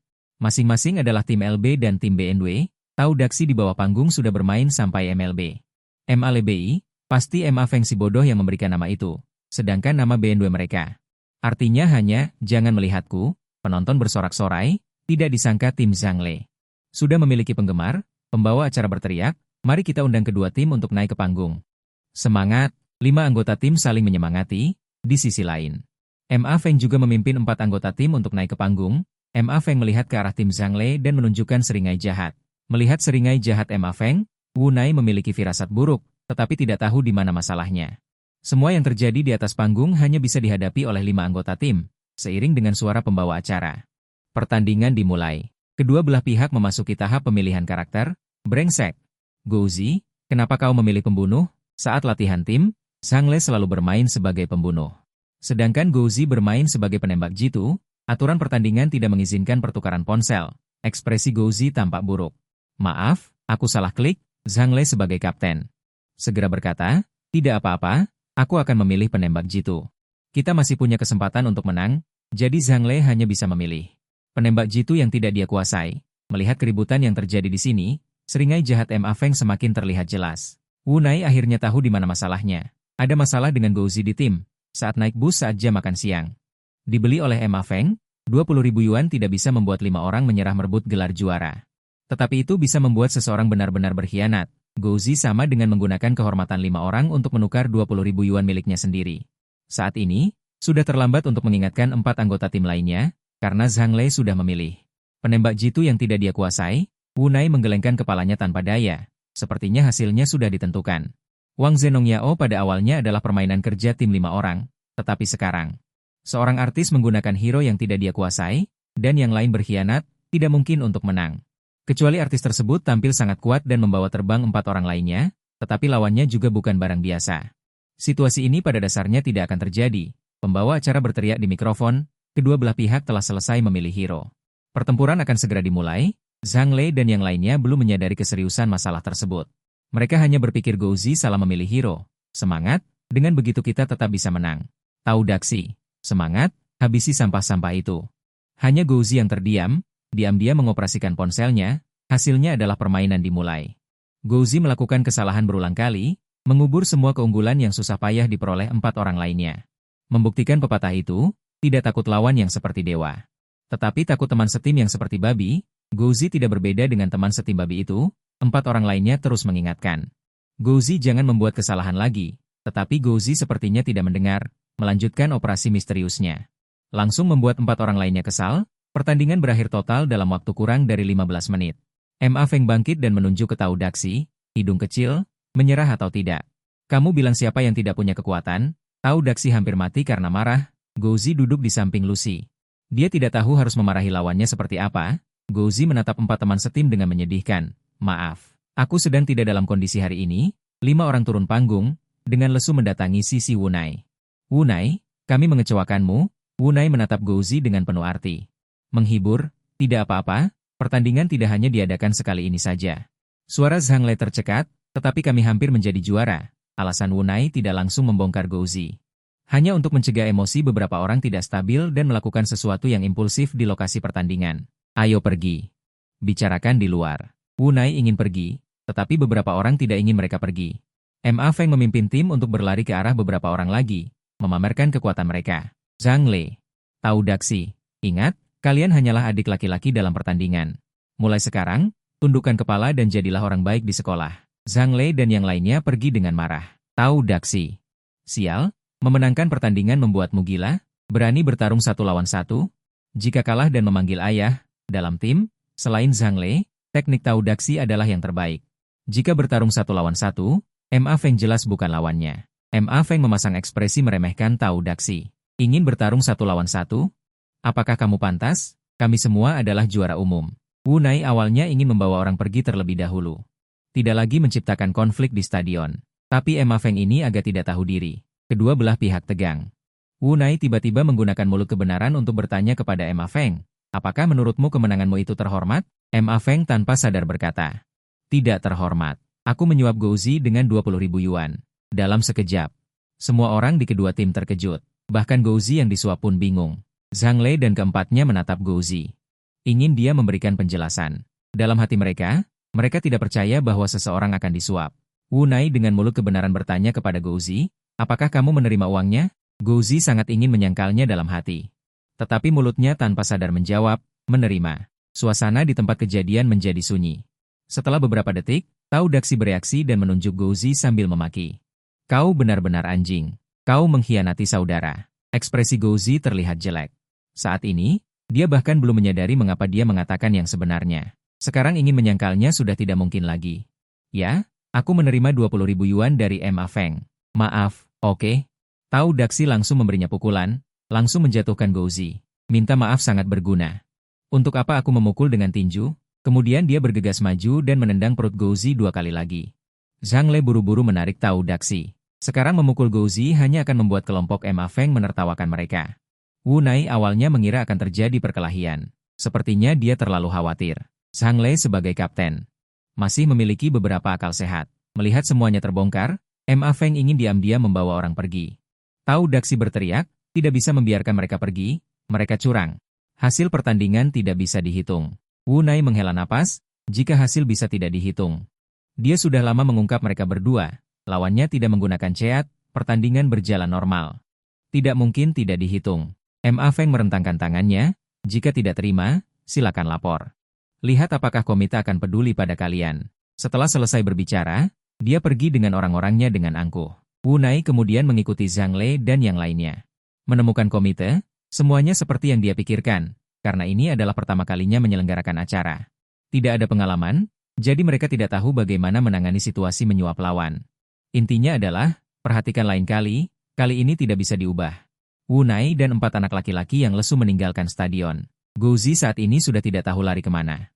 Tahu Daxi mengutuk, sial, di mana Gouzi? Zhang Lei?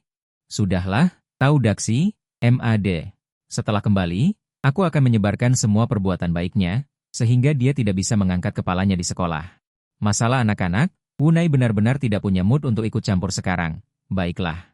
Setelah ini, kalian belajar dengan baik, datang lagi di pertandingan berikutnya. 4 orang terdiam. Mereka makan lebih dari 200 pangsit Wu Nai, dan masih berpikir untuk mendapatkan hadiah untuk kompensasi, tetapi tidak mendapatkan apa-apa. Seorang pengkhianat muncul. Melambaikan tangan dan berpamitan kepada beberapa orang, Wu Nai pergi ke pasar. Tidak mendapatkan juara tidak terlalu berpengaruh baginya, hanya saja dia kehilangan beberapa hadiah kejutan dari 3 wanita. Hari ini dia masih memiliki banyak hal yang harus dilakukan. Naik taksi ke pasar, pertama mencari toko yang menjual kunci sidik jari. 500 yuan per set termasuk pemasangan di rumah. Wu Nai langsung membeli 4 set dan mengatur waktu pemasangan di rumah. Kemudian pergi ke pusat layanan rumah tangga. Halo, Pak Tua, ada yang bisa saya bantu? Seorang staf berusia 40 tahun bangkit untuk menyambut perusahaan perantara ini. Tidak hanya memperkenalkan berbagai pekerjaan, tetapi juga layanan perjodohan. Apakah kakek ingin mencari bos? Kami baru saja mendaftarkan beberapa yang muda. Wu Nai. Berapa muda? Baru 60 lebih. Xiamao tidak punya. Kekayaan hanya 88.000, setiap janji temu lagi memberinya 5.000 sebagai uang saku. Wu Nai terkekeh. Apakah juga perlu mencari pengasuh untuk melayaninya? Staf tersenyum. Mencari pengasuh atau Anda melayani sendiri juga boleh, mereka tidak terlalu mempermasalahkan hal itu. Wu Nai menggunakan mulut kejujuran untuk bertanya. Apakah dia memiliki hubungan denganmu? Dia adalah bibi dari pihak ibu saya. Setelah mengatakannya, petugas penjualan segera menyesal. Bagaimana dia bisa mengatakan yang sebenarnya? Wu Nai tertawa, jika dia bibimu, itu tidak salah. Bagaimanapun, kamu tidak mencarikan bos untuknya, tetapi ingin mencarikan orang yang mudah ditipu. Wu Nai berbalik dan meninggalkan agen ini. Pernah melihat yang gelap, belum pernah melihat yang sehitam ini. Lebih baik dari yang dibayangkan Zhao Guifang. Setelah berjalan beberapa langkah, dia bertemu lagi dengan sebuah perusahaan agen. Skalanya lebih besar dari yang tadi. Terlihat lebih formal. Setelah masuk, seorang gadis muda berkacamata menyambut paman. Apa yang bisa saya bantu? Wu Nai tiba-tiba merasa sapaan, paman, ini aneh. Yang berusia 40 tahunan bisa memanggilnya paman. Yang berusia 20 tahunan juga bisa memanggilnya paman? Kali ini Wu Nai langsung ke intinya, mencari pengasuh. Resepsionis muda itu selalu tersenyum. Paman mencari pengasuh, Anda datang ke tempat yang tepat. Pengasuh di sini paling formal.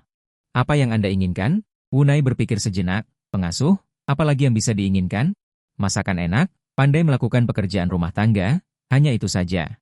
Resepsionis itu tersenyum tipis. Paman, saya ingin bertanya, apa persyaratan Anda tentang usia? Penampilan, bentuk tubuh, apa saja persyaratannya? Wu Nai. Anda yakin pengasuh yang Anda perkenalkan ini formal? Dia pernah melihat di internet pengasuh, sampai rumah, yang disebut-sebut, yang sebenarnya melayani tuan rumah pria. Resepsionis berulang kali meyakinkan, kami pasti formal, Anda tenang saja.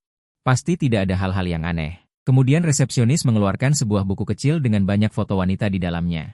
Dari usia 20 hingga 40 tahun. Paman, lihat mana yang Anda suka, saya akan memanggil orangnya untuk Anda lihat.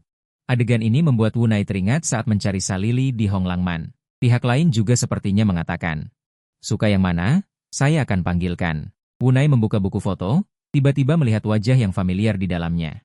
Melihat Wu Nai berhenti, resepsionis buru-buru memperkenalkan, Paman, Anda benar-benar punya selera. Bibi ini memberikan pelayanan terbaik. Dia adalah pengasuh bintang emas di sini. Tidak pernah mendapatkan perbedaan. Wu Nai melihat informasi di bawah.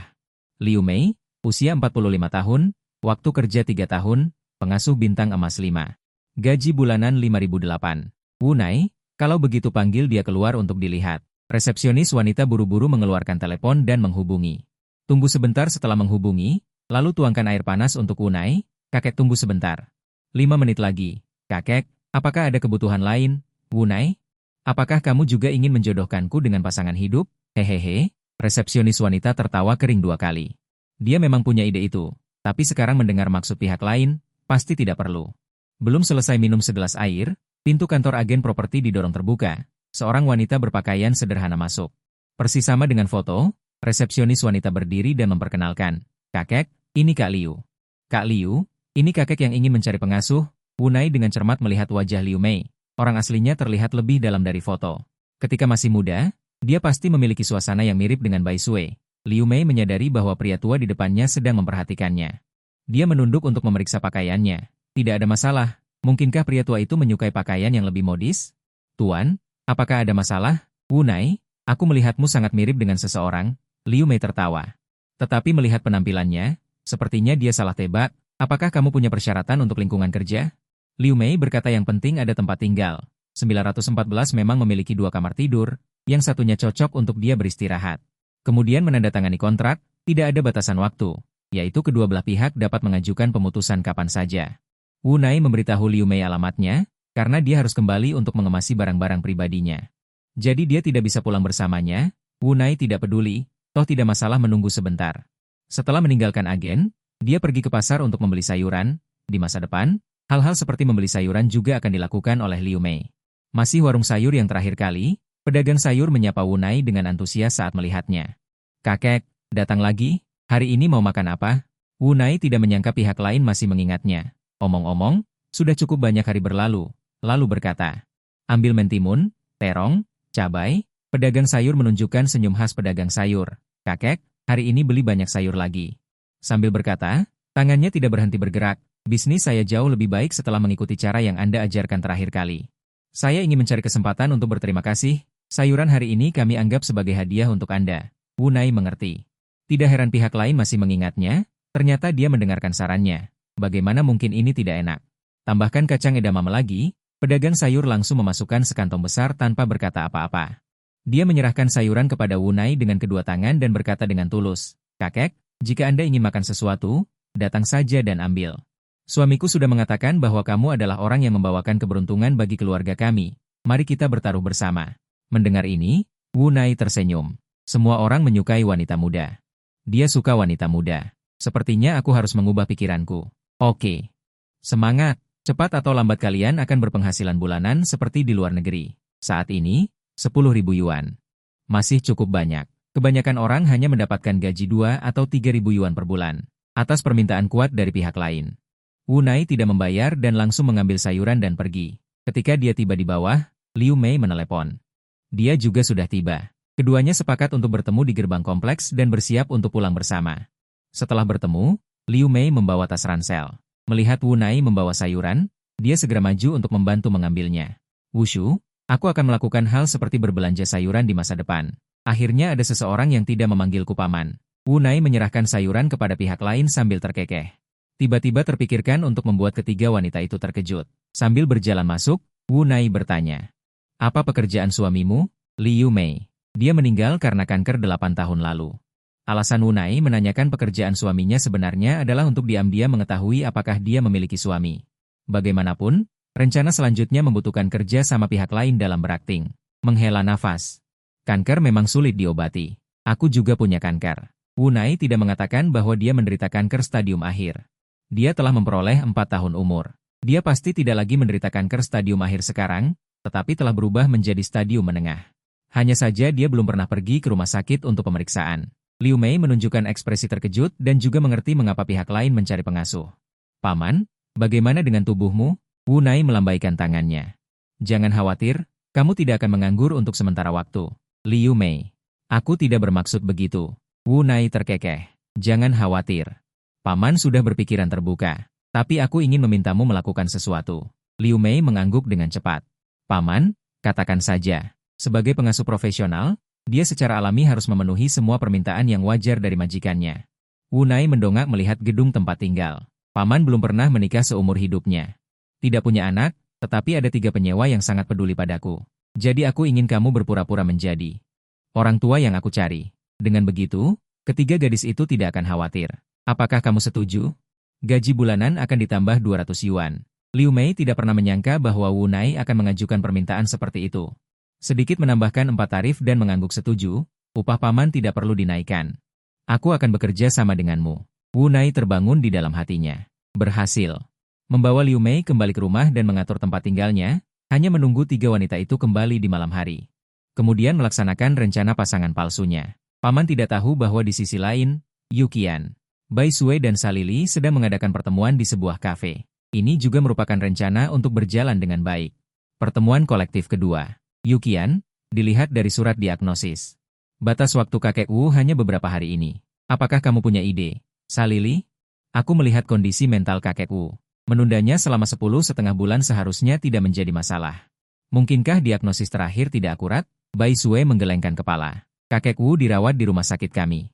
Dia melakukan pemeriksaan lagi. Hasilnya sama dengan diagnosis terakhir. Sama sekali tidak akan ada kesalahan. Salili tidak senang. Jadi apa? Apa menurutmu kakek Wu harus mati dalam 2 hari ini?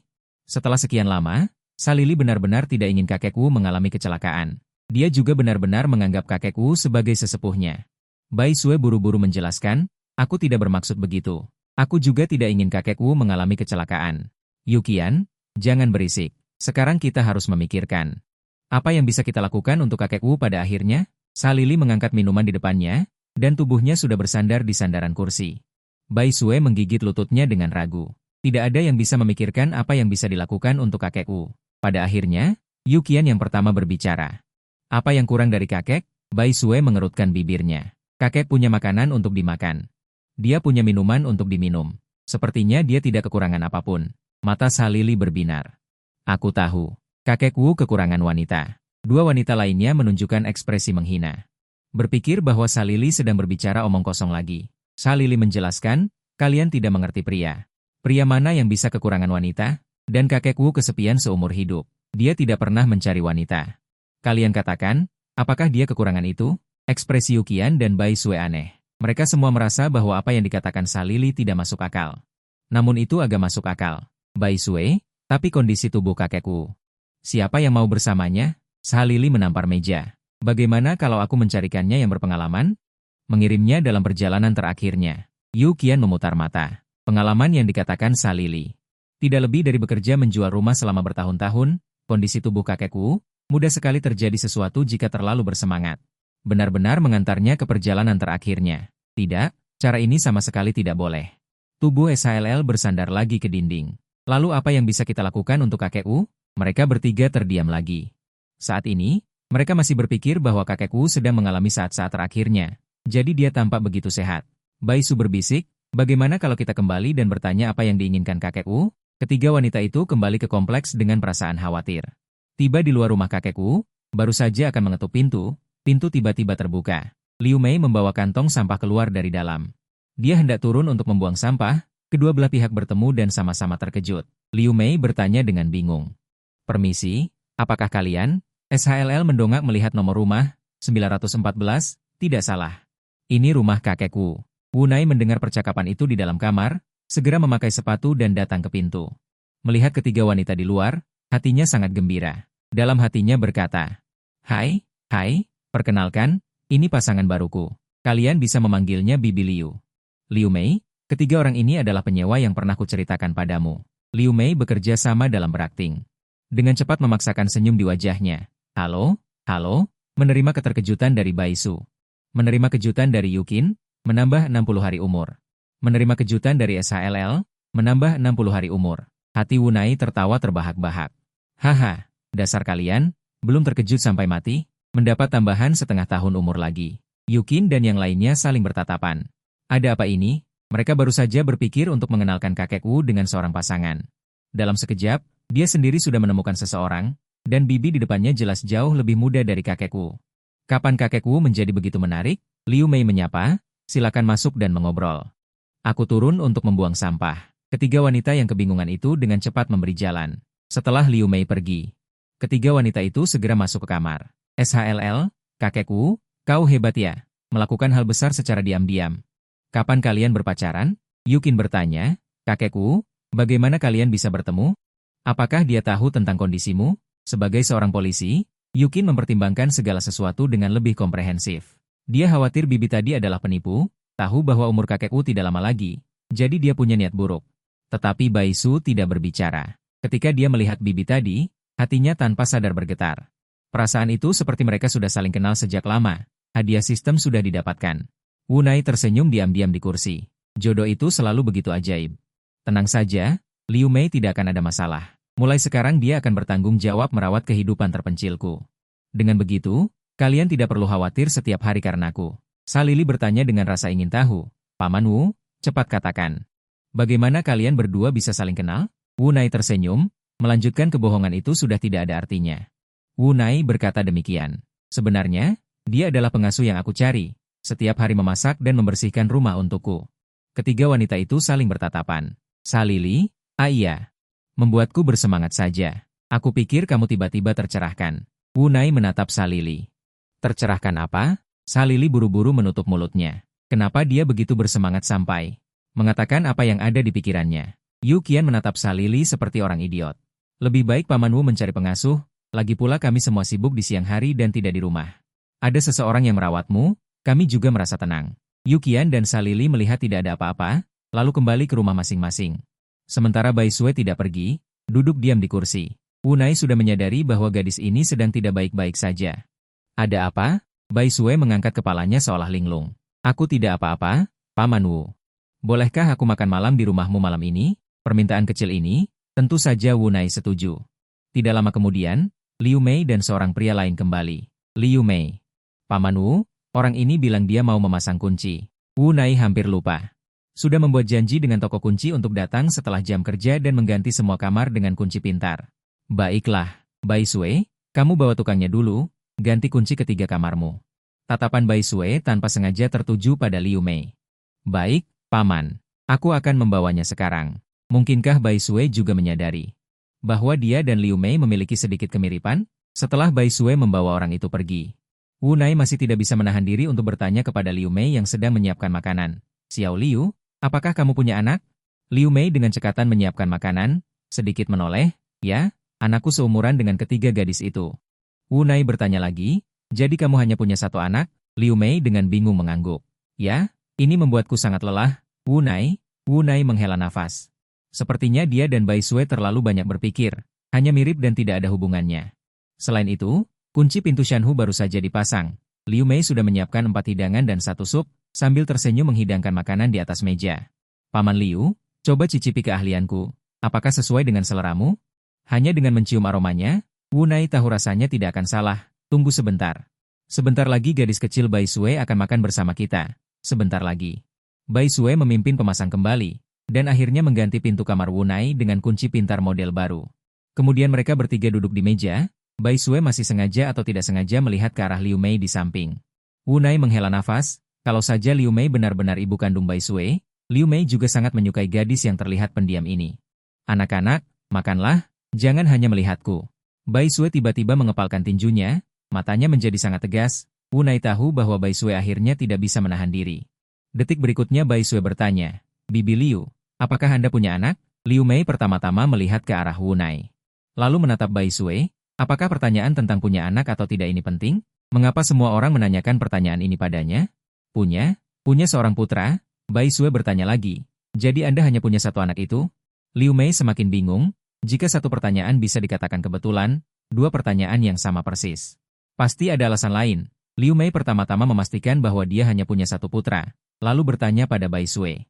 Mengapa menanyakan pertanyaan ini padaku? Bai Sue memaksakan senyum. Tidak apa-apa. Aku hanya bertanya padanya. Wunai buru-buru menyela pembicaraan, tidak membiarkan Bai Sue terus bersedih. Apakah Dokter Nede itu tidak mengganggu Anda lagi? Bai Sue menarik napas, membuat nadanya santai.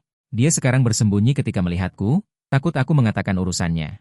Wunai mengangguk, itu bagus, Liu Mei memang pengasuh emas. Masakan yang dibuat berwarna, beraroma, dan lezat. Setelah makan, Bai Sue kembali ke kamarnya. Wunai kembali ke kamar untuk beristirahat, tidak perlu mengurus urusan mencuci piring. Baru saja berbaring, ponsel berdering, Melihat panggilan dari Zhang Lei, Wu Nai mengira anak ini tidak tahan dengan hasil kekalahan dalam pertandingan, menelepon untuk meminta hiburan, menekan tombol jawab. Menangislah, aku beri kau waktu 5 menit. Zhang Lei tampak terkejut. Wu Ye, kenapa aku harus menangis? Aku ingin memberitahumu kabar baik. Panitia Raja Kemuliaan memberitahu kami bahwa peraturannya berubah, juara pertama dan kedua bisa ikut. Pertandingan tingkat provinsi, kita lolos. Benar-benar ada jalan di depan gunung. Setelah kesulitan pasti ada kemudahan. Situasi yang seharusnya sudah pasti tereliminasi, anak-anak ini bisa lolos. Berapa hadiahnya? Tidak ada hadiah. Nada bicara Zhang Lei agak canggung. Wu Nai, baiklah. Jangan sampai kalian tertangkap guru lagi saat bermain game. Kalau tidak aku tidak akan pergi ke sekolah lagi. Memalukan. Zhang Lei langsung berjanji, Pasti. Pertandingan tingkat provinsi juga diadakan di kota Fanghai kami. Fanghai sebagai ibu kota provinsi. Pertandingan tingkat provinsi tentu saja harus diadakan di sini. Bagaimana kalian akan menangani masalah anggota tim? Gouzi terpikat oleh 4 orang lain. Tak terduga. Meskipun setelah kembali, tahu Daxi membuat keburukan Gouzi.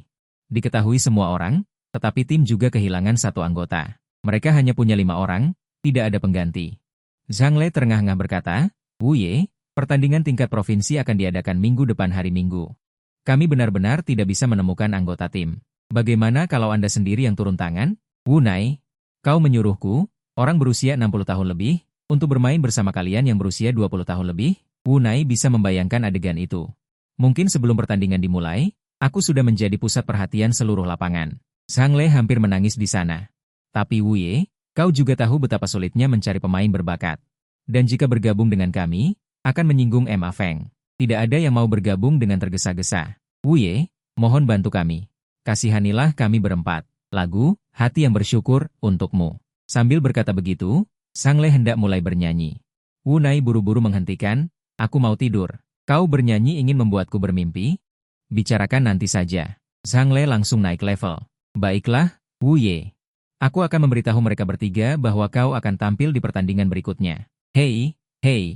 Yang berdiri di luar pintu adalah Shalili. Hehe, Paman Wu, aku datang untuk sarapan gratis. Wu Nai memutar mata. Nanti aku akan memberitahu kalian kata sandinya, lain kali jangan mengetuk pintu. Shalili duduk di sebelah Wu Nai dan mengambil semangkuk bubur sendiri. Paman Wu, apakah Anda punya waktu hari ini? Saya akan mengajak Anda jalan-jalan. Wu Nai menggunakan mulut kejujuran untuk bertanya, sebenarnya apa yang kamu inginkan? Shalili langsung menjawab, Meng Hong entah bagaimana caranya membuat manajer Bai tidak mengusirnya. Jadi, saya ingin Anda pergi ke sana dan berbicara dengan manajer Bai lagi. Kalau tidak Meng Hong pasti akan terus menentang saya. Setelah berbicara, Shalili tertegun. Apakah otaknya korsleting? Bagaimana dia bisa mengatakan yang sebenarnya? Sepertinya dia benar-benar tidak cukup tidur tadi malam. Wu Nai tidak langsung menjawab apakah dia akan pergi atau tidak. Satu-satunya cara seorang wanita dapat membuat seorang pria berubah pikiran adalah dengan cara itu. Sepertinya Meng Hong tidak pelit memberikan tenaganya di ranjang. Karena sudah terucapkan, Shalili melepaskan diri dan berkedip dengan mata yang menyedihkan. Menatap Wu Nai, Paman Wu, mohon bantu saya. Temani aku, oke? Kalau tidak, aku akan diganggu. Suara Shalili lembut dan membuat tulang terasa gatal.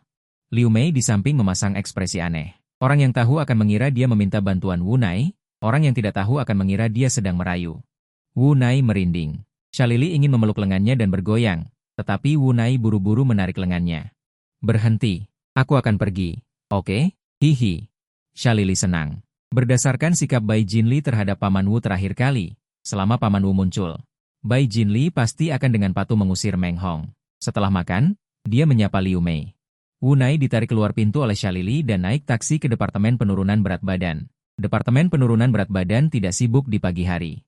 Bagaimanapun, salah satunya adalah manajer, dan yang lainnya adalah kekasih di depan manajer. Dia tidak berani berbicara sesuka Shalili. Shalili kembali ke sisi Wu Nai. Paman Wu, apa yang harus kita lakukan? Haruskah kita masuk sekarang dan merusak kesenangan mereka? Wu Nai berdecak. Agak berlebihan untuk merusak kesenangan orang lain. Bai Jinli selalu sangat menghormatinya. Jika dia tertangkap basah dan menyebabkan disfungsi organ vitalnya, dia akan merasa tidak enak sendiri. Minumlah air dan tunggu sebentar, Shalili. Bagaimana jika mereka melakukannya selama 1 jam di dalam? Setelah berbicara, Shalili bertanya lagi kepada rekan kerjanya. Sudah berapa lama mereka masuk? Rekan wanita itu mengulurkan 2 jari. Belum lama, sekitar 2 menit.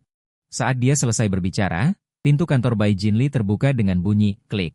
Meng Hong merapikan kerahnya dan keluar dari kantor. Xia Lili berseru. Ya Tuhan, waktu Bai Jinli sangat singkat, rekan kerja wanita langsung geli sampai tertawa. Meng Hong menoleh mendengar suara itu dan langsung kehilangan amarah saat melihat Xia Lili. Meskipun dia tidak dipecat, jabatan manajer tetap direbut oleh Xia Lili, jadi dia tidak bisa memarahi lawannya dengan nada seorang pemimpin. Dia mendengus keras, apa yang menjadi milikku, akan kuambil kembali. Suara Meng Hong tidak kecil, puluhan staf di lobi mendengarnya. Semua orang melihat ke arah Xia Lili pada saat yang sama. Xia Lili tidak akan membiarkannya, dan segera berkata dengan keras.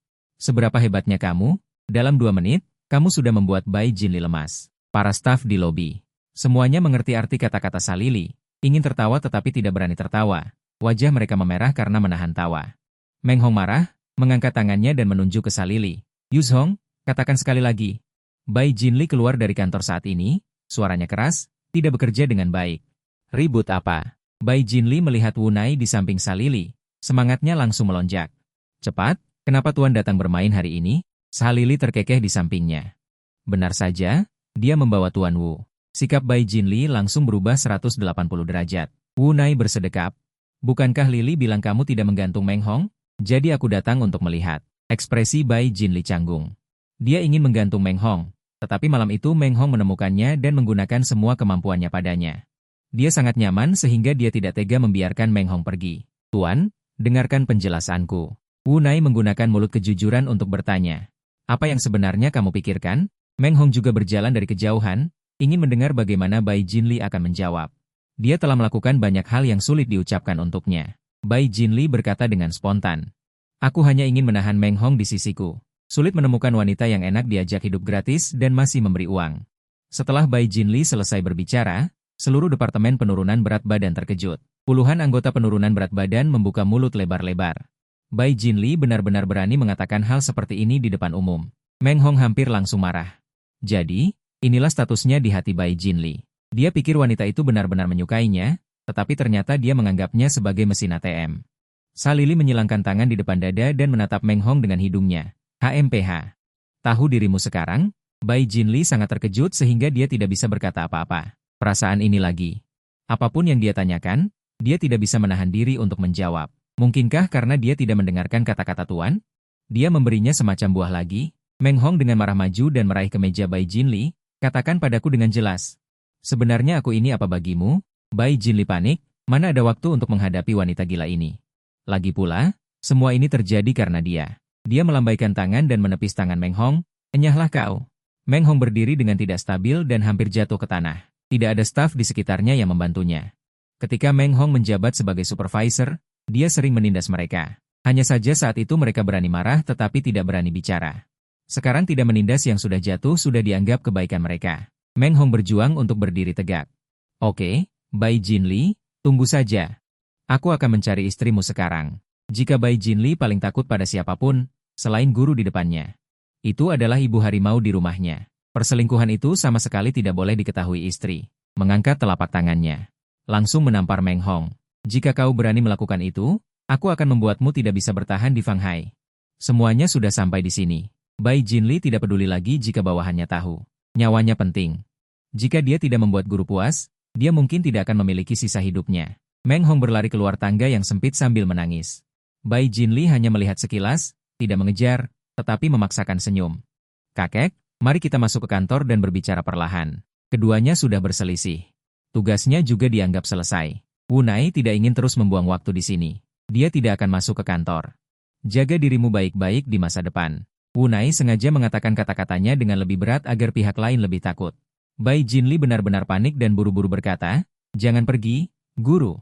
Apa yang akan terjadi pada Guku jika kau pergi? Saat ini, dia masih mengira Wu Nai secara diam-diam. Memberinya Gu. Wu Nai, selama kau berperilaku baik, itu akan hilang secara otomatis dalam setengah bulan. Bai Jinli saat ini ingin menampar dirinya sendiri 2 kali. Tidak bisakah dia mendengarkan dengan baik? Dia harus main gila dengan Meng Hong. Kali ini tidak hanya ibu harimau di rumah yang mungkin tahu, tubuhnya juga mengalami masalah. Wu Nai melihat ke arah Xia Lili, masalah sudah selesai, aku pergi dulu. Xia Lili diam-diam mengacungkan jempol pada Wu Nai, keren, aura ini. Jika dia tidak mengenal kakekku, bahkan dia akan mengira dia benar-benar seorang guru. Wu Nai ingin pergi karena satu alasan lagi. Saat datang, Yukin meneleponnya, ingin memintanya untuk membantu di kantor polisi. Sepertinya dia juga akan membawanya ke kota sebelah. Setelah diantar dengan hormat oleh Bai Sui, Wu Nai langsung naik taksi menuju kantor polisi. Begitu mobil tiba, Yu Qian sudah menunggunya di gerbang. Wu Nai, ada apa? Yu Qian membuka pintu mobil. Paman, mari kita bicarakan di jalan. Yang mengemudi adalah Xiao Zhang. Wu Nai masih memiliki sedikit kesan padanya. Xiao Zhang juga ingat pada paman. 3 kalimat membuat pembunuh berantai mengaku dengan patuh, sulit untuk tidak mengingatnya. Pintu mobil tertutup. Kendaraan langsung melaju. Yu Qian baru menceritakan alasannya meminta bantuan Wu Nai. Sebelah adalah orang terkaya. Putra Sa Jingwo diculik, para penculik meminta tebusan 50 juta. Polisi di sana menggunakan alasan pembayaran tebusan. Untuk menangkap seorang penculik yang datang untuk mengambil uang, tetapi pihak lain tidak mau memberikan informasi tentang penculik lainnya. Dan lokasi penyanderaan. Jadi polisi setempat meminta bantuan dari ibu kota provinsi kami, jika penundaan terlalu lama. Penculik yang tersisa kemungkinan akan membunuh Sandra. Wu Nai mengerti, jadi kalian ingin aku membuka mulut. Penculik yang tertangkap itu, Yu Qian mengangguk, meskipun hal ini terdengar agak tidak masuk akal. Polisi setempat tidak bisa membuka mulut tersangka, membiarkan seorang kakek membuka mulut, tetapi ini juga satu-satunya cara yang mungkin. Xiao Zhang berkata sambil mengemudi, kakekku, kali ini Anda harus membuat tersangka berbicara. Saya memberitahu teman saya di sana bahwa ada seorang kakek yang dapat membujuk tersangka untuk mengaku. Teman saya mengatakan bahwa saya membual. Kali ini kita harus mempermalukan mereka. Wu Nai tidak berdaya, dia telah menjadi topik pembicaraan para petugas polisi ini. Saya hanya bisa mengatakan saya akan mencoba yang terbaik. Jika tersangka benar-benar tidak mengatakan apa-apa, saya tidak punya cara yang lebih baik. Wu Nai tidak akan berbicara terlalu banyak. Itu justru akan menimbulkan kecurigaan orang lain. Yu Qian mengangguk, kakek coba saja yang terbaik. Kami juga ingin mencoba semua cara. Mobil polisi melaju selama 3 jam berturut-turut, akhirnya tiba di kantor polisi kota sebelah. Orang yang telah dihubungi Yu Qian sebelumnya, menunggu di luar pintu untuk menyambut, dan merupakan tipe yang cukup akrab. Namun Yu Qian tidak suka orang lain bercanda tentang penampilannya. Xing Tian menyapa Xiao Zhang lagi, dan akhirnya menatap Wu Nai. Ini siapa? Yu Qian tidak memberitahu orang-orang di sini sebelumnya bahwa Wu Nai datang, jadi pihak lain tidak tahu identitas kakek di depannya. Yu Qian, senjata rahasia kami. Senjata rahasia? Xing Tian mengamati Wu Nai lagi, mencari ingatan di benaknya. Tidak ingat siapa senior tua yang telah pensiun itu. Xing Tian salah mengira bahwa Wu Nai adalah seorang detektif veteran yang pensiun. Hanya para senior tua itu, yang akan disebut senjata rahasia, pada saat-saat penting. Diminta untuk turun gunung. Yu Qian, jangan bicara omong kosong, cepat bawa kami menemui tersangka. 4 orang berjalan cepat ke gedung kantor, para petugas polisi yang datang dan pergi tanpa serius, putra orang kaya itu diculik. Dan uang tebusan diminta lagi, yang jelas merupakan kasus besar di kota kecil mereka, jadi semua orang tampak sangat tegang. Jika orang yang diculik mengalami kecelakaan, dampaknya terhadap citra mereka akan sangat besar. 4 orang itu diam-diam datang ke ruang interogasi di lantai 3. Membuka pintu kamar, 4 petugas polisi sedang menginterogasi seorang tersangka, Kapten Xing. Ketika keempat orang itu melihat Xing Tian membawa orang masuk, mereka segera bangkit dan menyapa. Xing Tian tiba. Kalian istirahat dulu, ahli dari provinsi sudah datang, biarkan mereka melihatnya. Yu Qian mencibir. Xing Tian mencoba menjilat mereka lagi. Keempat orang itu mengangguk ke Yu Qian dan 3 lainnya. Kemudian mereka meninggalkan ruang interogasi. Xing Tian memberi isyarat silakan. Serahkan masalah berikut kepada Anda. Setelah selesai berbicara, Xing Tian berdiri di tempat dan tidak pergi. Dia ingin melihat bagaimana mereka akan membuka mulut yang belum mereka buka setelah semalaman menginterogasi. Yu Qian dan yang lainnya akan melakukan apa? Yu Qian menatap Xing Tian. Mengapa kamu tidak pergi? Berdiri di sini menunda permainan kami. Xing Tian, aku. Melihat mata tegas Yu Qian, Xing Tian harus berkata, Oke. Anda interogasi. Saya pergi. Setelah Xing Tian pergi, Yu Qian dan Xiao Zhang duduk di posisi interogasi. Di atas meja ada semua petunjuk dan informasi tentang kasus penculikan itu. Dan juga catatan yang telah diakui oleh orang di depannya, tetapi catatan itu pada dasarnya kosong. Pria itu tidak menjawab sepatah kata pun, bahkan berapa banyak penculik pun, pihak lain tidak mengaku dengan jujur. Yu Qian menatap Yu Qian. Xiao Zhang, mengapa kamu tidak mencobanya dulu? Pria yang terikat kuat di kursi. Hanya sedikit mengangkat kepalanya dan melihat ke arah beberapa orang, terus menundukkan kepalanya, tidak berniat menjawab pertanyaan apapun. Karena dia tahu bahwa rekannya belum ditangkap, Sandra belum ditemukan. Polisi juga tidak bisa berbuat apa-apa padanya. Yu Qian mengambil bangku dan duduk setengah meter dari pria itu. Pihak lain tampak berusia 27 atau 8 tahun. Yu Qian melihat Yu Qian. Kapten, pihak lain sama sekali tidak berbicara. Paman Wu Nai juga tidak bisa membujuknya, kan? Yu Qian menutup mulutnya. Sebenarnya dia juga tidak menaruh harapan apapun di dalam hatinya. Tersangka jelas ingin melawan sampai akhir. Wunai melihat bahwa persiapannya hampir selesai, dan menggunakan mulut kejujuran untuk berkata, "Sekarang adalah kesempatan terakhirmu. Jika kamu mengungkapkan tembaga, kamu pasti akan mendapatkan keringanan hukuman. Ayo beritahu paman, berapa banyak orang yang melakukan kejahatan ini?" Pria itu berseru.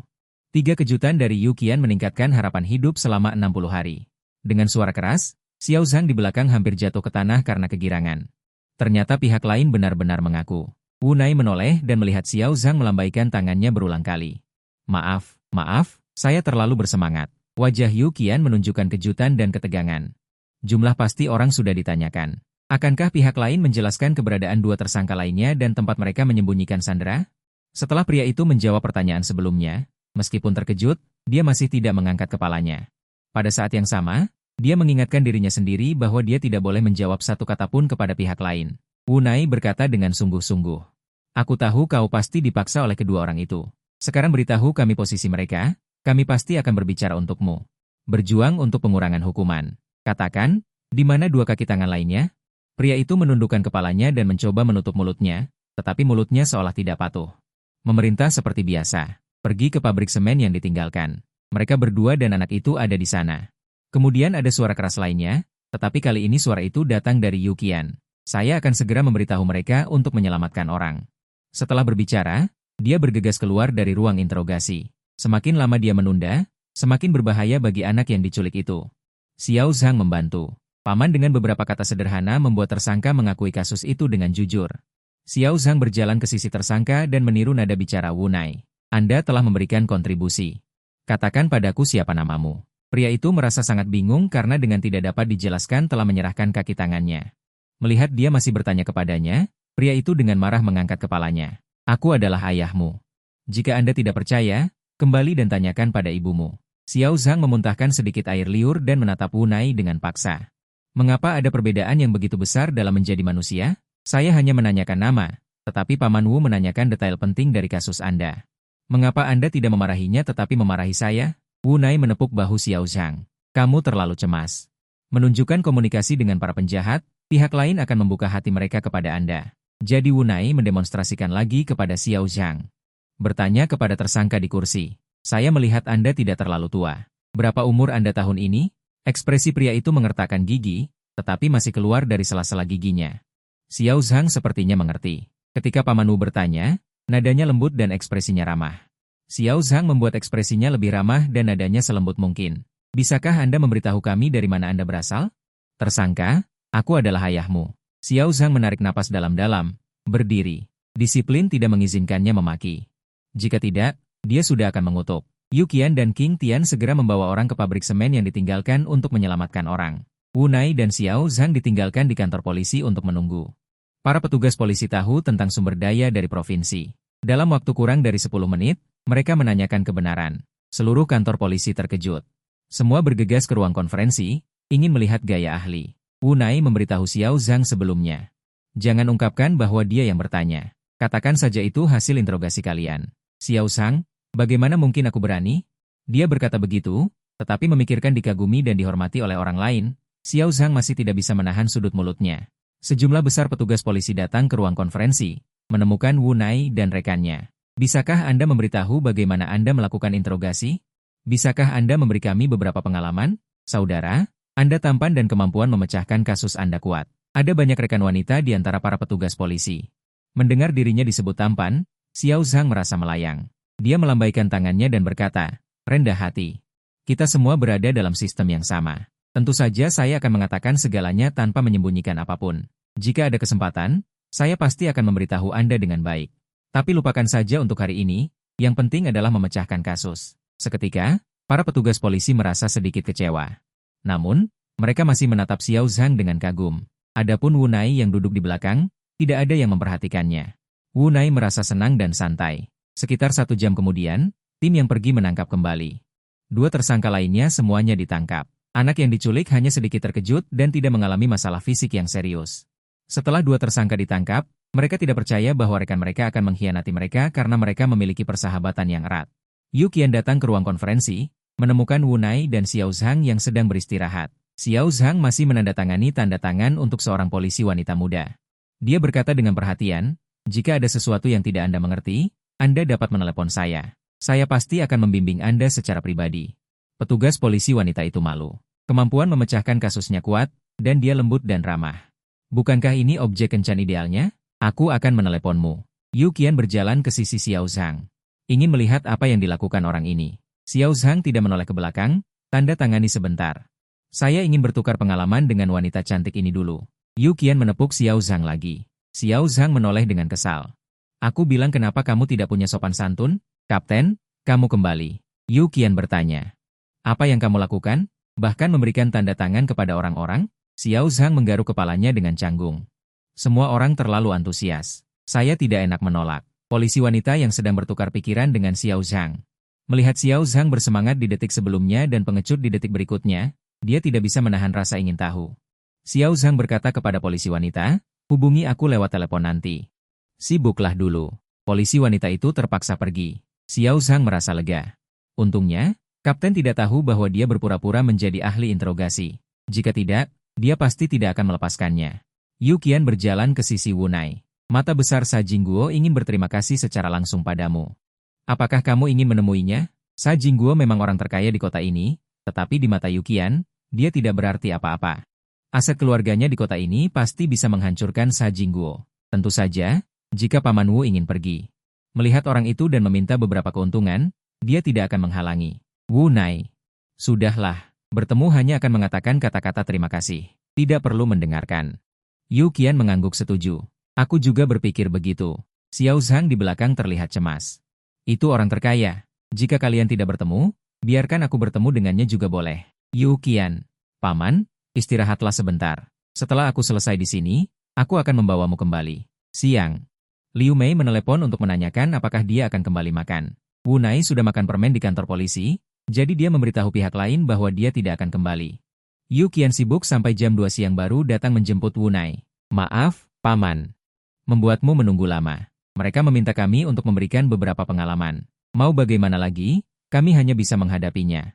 Wu Nai tersenyum dan mengangguk. Dia tidak perlu memahami urusan internal polisi. Sudah untung bisa mendapatkan hadiah setelah berkunjung. Mobil polisi melaju ke arah yang sama. Yu Qian bertanya dengan santai, bagaimana kondisi tubuh Paman akhir-akhir ini? Wu Nai, baik, makan enak, tidur nyenyak. Yu Qian duduk di kursi penumpang dan sedikit mengerutkan kening. Dia memikirkan tentang kondisi Paman Wu. Secara logika, kanker stadium akhir. Dengan begitu banyak penyakit orang tua, kondisinya seharusnya tidak begitu baik. Tetapi dia melihat Paman Wu beberapa hari ini. Sepertinya dia malah menjadi lebih muda. Mungkinkah hasil diagnosis terakhir benar-benar salah diagnosis? Paman, jika kamu tidak ada urusan setelah kembali, bagaimana kalau aku menemanimu untuk melakukan pemeriksaan? Anggap saja itu sebagai ucapan terima kasihku padamu. Wu Nai tahu. Yu Qian hanya menyadari bahwa kondisinya tidak benar. Dipikir-pikir juga benar. Dikatakan bahwa hanya tersisa setengah bulan. Kondisinya malah semakin baik. Siapapun yang melihatnya akan curiga. Baiklah. Kalau begitu, pergilah untuk diperiksa. Sebenarnya, Wu Nai juga ingin tahu bagaimana kondisi tubuhnya sekarang. Mobil polisi kembali ke kota. Tidak kembali ke kompleks perumahan, tetapi langsung menuju rumah sakit tempat Bai Sue berada. Yu Qian menelepon Bai Sue. Dengan adanya perawat Bai Sue, pemeriksaan menjadi lebih mudah. Bai Sue sedikit terkejut melihat mereka berdua. Kenapa kalian datang? Yu Qian diam-diam mengedipkan mata pada Bai Sue. Aku membawa kakekku untuk diperiksa. Mata Bai Sue langsung memerah. Mungkinkah kondisi kakekku memburuk? Dia menatap Wu Nai dengan cemas. Kakekku, ada apa? Di mana yang sakit? Wu Nai menenangkan. Jangan khawatir, Kak Yu Qian hanya membawaku untuk diperiksa. Bai Sue merasa lega. Dia pikir rencana, selamat jalan, akan segera berakhir. Kedua wanita itu menemani Wu Nai untuk pemeriksaan seluruh tubuh, kemudian pergi ke kantor dokter kepala untuk menunggu hasilnya. Dengan adanya Bai Sue, efisiensinya memang meningkat pesat, kurang dari setengah jam. Dokter kepala datang dengan membawa laporan diagnosis. Ekspresi dokter kepala serius, kedua wanita itu langsung panik. Jangan takut dengan dokter yang tersenyum, tapi takutlah dengan dokter yang mengerutkan kening. Bai Sue bertanya dengan gugup. Dokter Qin, bagaimana? Dokter Qin ragu-ragu, sebaiknya pasien keluar dulu baru kita bicara. Tanpa menunggu kedua wanita itu berbicara, Wu Nai berkata, katakan saja langsung apa adanya. Aku sudah siap. Yu Qian dan Bai Sue juga mengangguk. Apa yang lebih menakutkan daripada kanker stadium akhir? Melihat ketiganya bersikeras, Dokter Qin hanya bisa mengangguk. Baiklah. Kalau begitu aku akan bicara terus terang. Hasil pemeriksaannya sangat tidak menggembirakan. Kanker kakek ini sudah mencapai stadium menengah. Menerima kejutan dari Bai Sue, menambah 60 hari umur. Menerima kejutan dari Qin, menambah 60 hari umur. Bai Sue tidak percaya, mengambil laporan diagnosis. Di atasnya memang tertulis kanker stadium menengah, diabetes, trombosis cerebral, semua turun satu tingkat. Yu Qian juga mengambilnya untuk melihat. Bai Sue sangat gembira, bagus sekali, kakekku. Kamu jadi kanker stadium menengah. Yu Qian juga senang, selamat, kakek. Kamu benar-benar sudah stadium menengah. Dokter Qin yang berdiri di samping tercengang. Ini pertama kalinya dia melihat. Orang tua sudah mencapai kanker stadium menengah, keluarganya masih bisa senang seperti ini. Apakah ini penyimpangan kemanusiaan? Atau kemerosotan moral? Wu Nai tersenyum, hasil ini hampir sama dengan prediksinya. Hanya kanker stadium menengah, kalian berdua tidak perlu senang seperti itu. Bai Sue melompat-lompat kegirangan. Bagaimana aku tidak senang? Kakek, kamu kanker stadium menengah. Dokter Qin mati rasa. Dia mencubit pahanya diam-diam. Mengira sedang bermimpi, Bai Sue membungkuk pada Dokter Qin. Terima kasih Dokter Qin, sudah memberitahu kami kabar baik ini, jika saja kakiku tidak sakit. Dokter Qin pasti berpikir dia belum bangun. Sama-sama. Di bawah tatapan bingung Dokter Qin. Mereka meninggalkan kantor. Wu Nai tidak menyangka penyakitnya bisa berubah dari stadium lanjut ke stadium menengah. Mungkinkah mengejutkan kedua wanita itu? Selama berubah menjadi kanker stadium awal, bukankah akan ada gelombang kejutan lagi? Dia mengumpulkan hadiah 1 tahun lagi. Dan setelah mendapatkan 6 kali lagi, dia bisa membuka hadiah super lagi. Bai Sue, kakekku, pemulihan penyakit harus berhubungan dengan mentalitas. Yu Qian setuju. Yang ingin melihat ekspresi terkejut pemilik kontrakan. Anda dapat mengeklik tautan di kiri bawah dan menginstal Peramban Wukong. Ketik di bilah pencarian. Keempat kata, kejutan pemilik kontrakan. Ingat jangan salah ketik. Yang muncul pertama adalah itu. Terima kasih sekali lagi atas dukungan Anda.